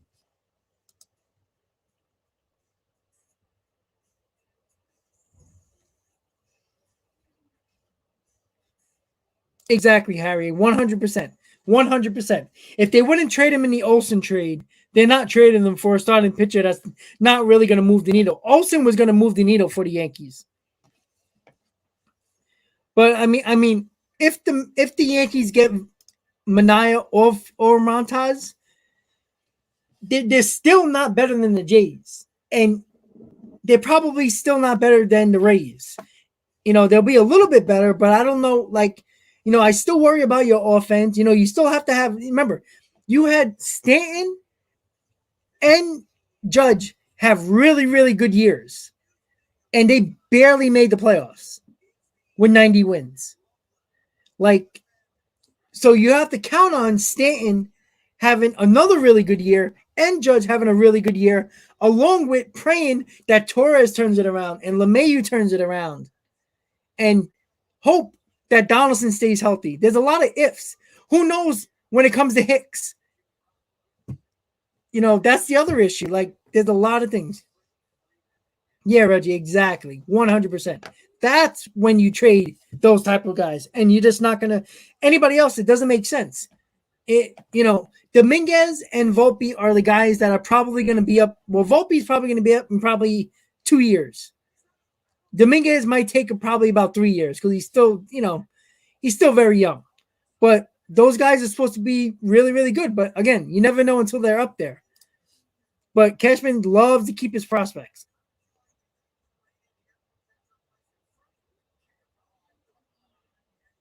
Stoney, what's up, buddy? Yep, Jason Shreve. Yes, John. I'm glad you like that. Yep, S 100%. If it's worth it, do it. That's the way I see it. Don't second guess yourself. Yeah, it doesn't count, but I still think he's very good. He has a whiff rate, is like close to 60% with that slider. So, he'll be a perfect, he's gonna mess up some lefties. So, but Matt Olson has 22 home runs in his career against left-handed pitching. So he's a good left-handed hitter when he has to face left-handers. So, but guys like Harper and Soto and Schwarber, that's that quirky type of delivery.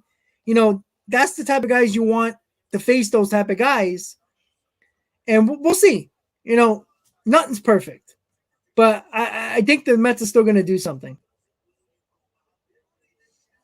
Positive, the Yankees do need a number 2 starter. Like, yes, some people said Severino, but can you trust him to stay healthy? We'll see.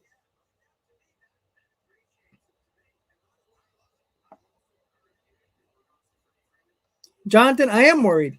I think the Braves got tremendously better, and I'm worried about that. Cobra, it's possible he's waiting for that. But it does seem like the Red Sox and the Rays are the favorite at the moment, which is crazy with the Rays. Yeah, I remember that. Yep. They wouldn't trade those 2 guys. And look what happened. Stoney? I don't know. I just don't know.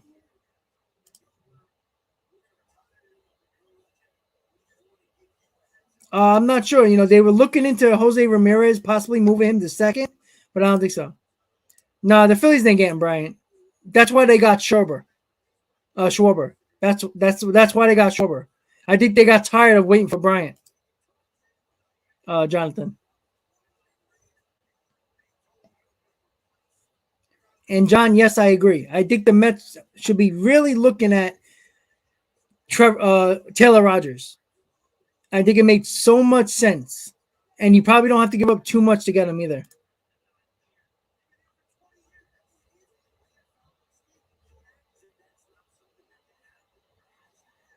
Well, Brent Greinke signed with the Royals, so that's out of the question.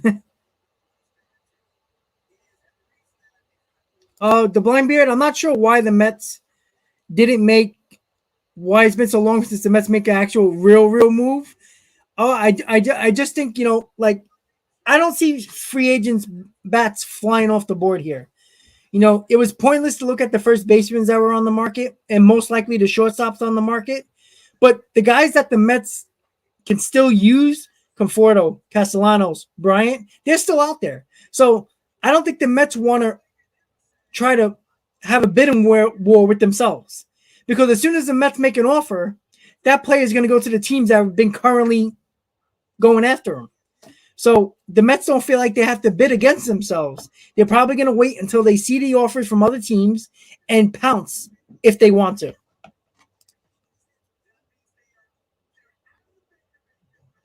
I still think we're getting Bryant. I still think so.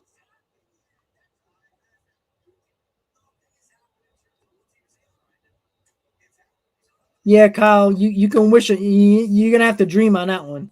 The Mets ain't letting him go. They're gonna sign him. Don't worry about that.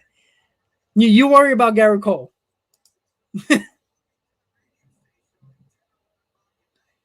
I'm gonna do a little. I'm gonna do a little thing here, guys. If the Mets sign Chris Bryant, I'm gonna do a giveaway. How about that to everybody who's a subscriber? I'm gonna go down the subscriber list. I'm gonna put it in a little virtual wheel and pick the winner. Chris Bryant signs with the Mets. I'll do a giveaway. What the giveaway is, I don't know yet. When Chris Bryant signs with the Mets, I'll do a giveaway. So that's so now everybody can be wishing that the Mets get Chris Bryant. So you get a giveaway.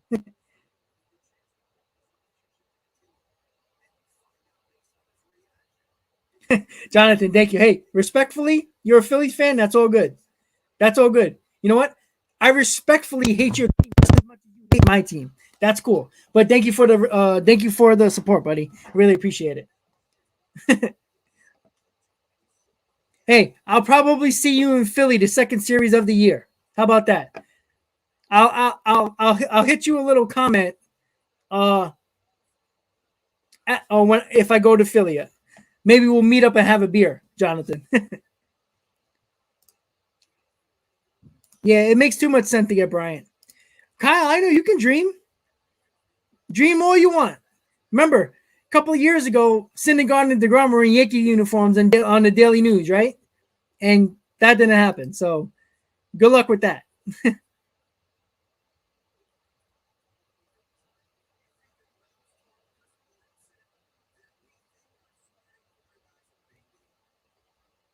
I don't trust the MLB insider. He has some freaky things. He had one thing right in like the last 30 things he said. But I get what you're saying, Jonathan. I follow him too.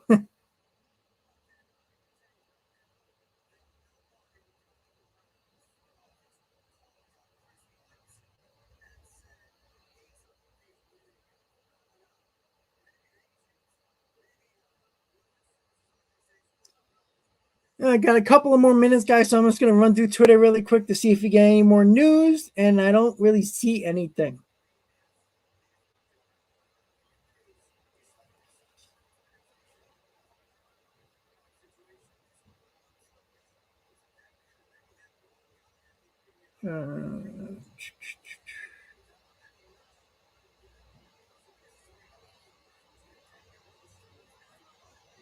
Yep, I don't see nothing, guys. All right. Yeah, I mean, he prefers a West Coast team, but again, I don't, you know, I still think he wants his money. You know what I'm saying? If the Padres are not going to give him the best offer, that's why the Rockies kind of make sense because he wants to be on the West Coast. But again, I don't see him getting what he wants from the Rockies. Oh well, he was really good against lefties, so I think that it looked better than his 3.96 ERA.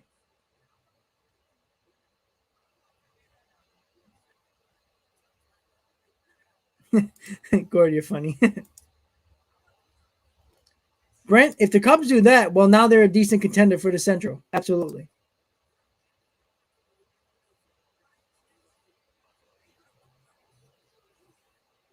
All right, Manny. I like that. I don't know. 33 maybe? 34? Shreve?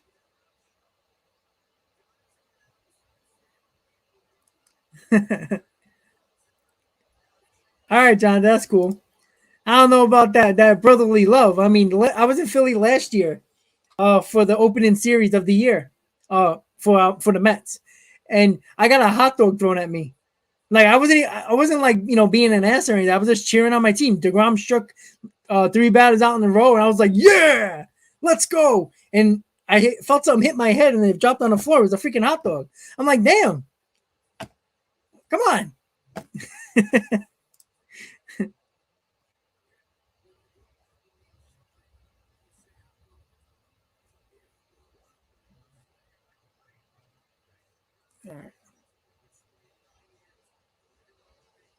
If he goes to the Phillies, you want to give it away? I'll buy you a beer. How about that? No news on Andrew Miller as of yet. All right, cool, Jonathan. Sounds good. I'm out at 6, Jeff. It's all good, Jonathan.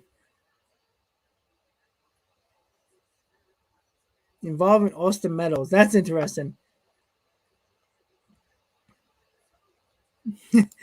Freeman gonna drop the join the Dropkick Murphys.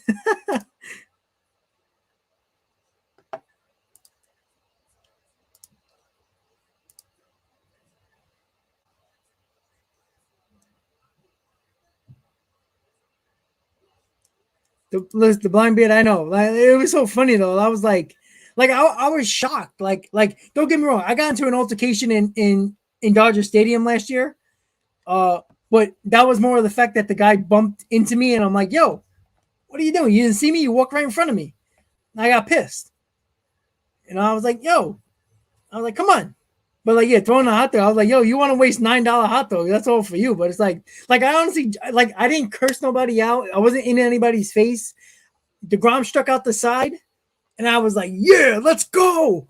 And I got a hot dog thrown at me. Like, damn. I'm like, you could have put mustard and ketchup on it before you thrown it. Make it a little more interesting. Not a plain hot dog. What the hell is that? At least give me the bun, you know? Lane, I do not see the Mets signing Correa. Miller's an option for the Yankees, probably for the Mets too, but we'll see.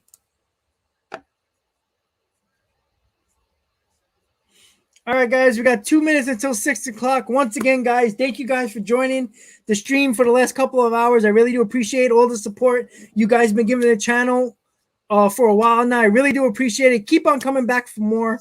I'm most likely not going to do a stream tomorrow. I'm just too busy. If I do, great. But I don't think I'm going to be doing it tomorrow. But if there is any breaking news for the Mets specifically, I will do a YouTube short to break the news really quickly, and we shall see. Is that true? Oh, see Jeff passing.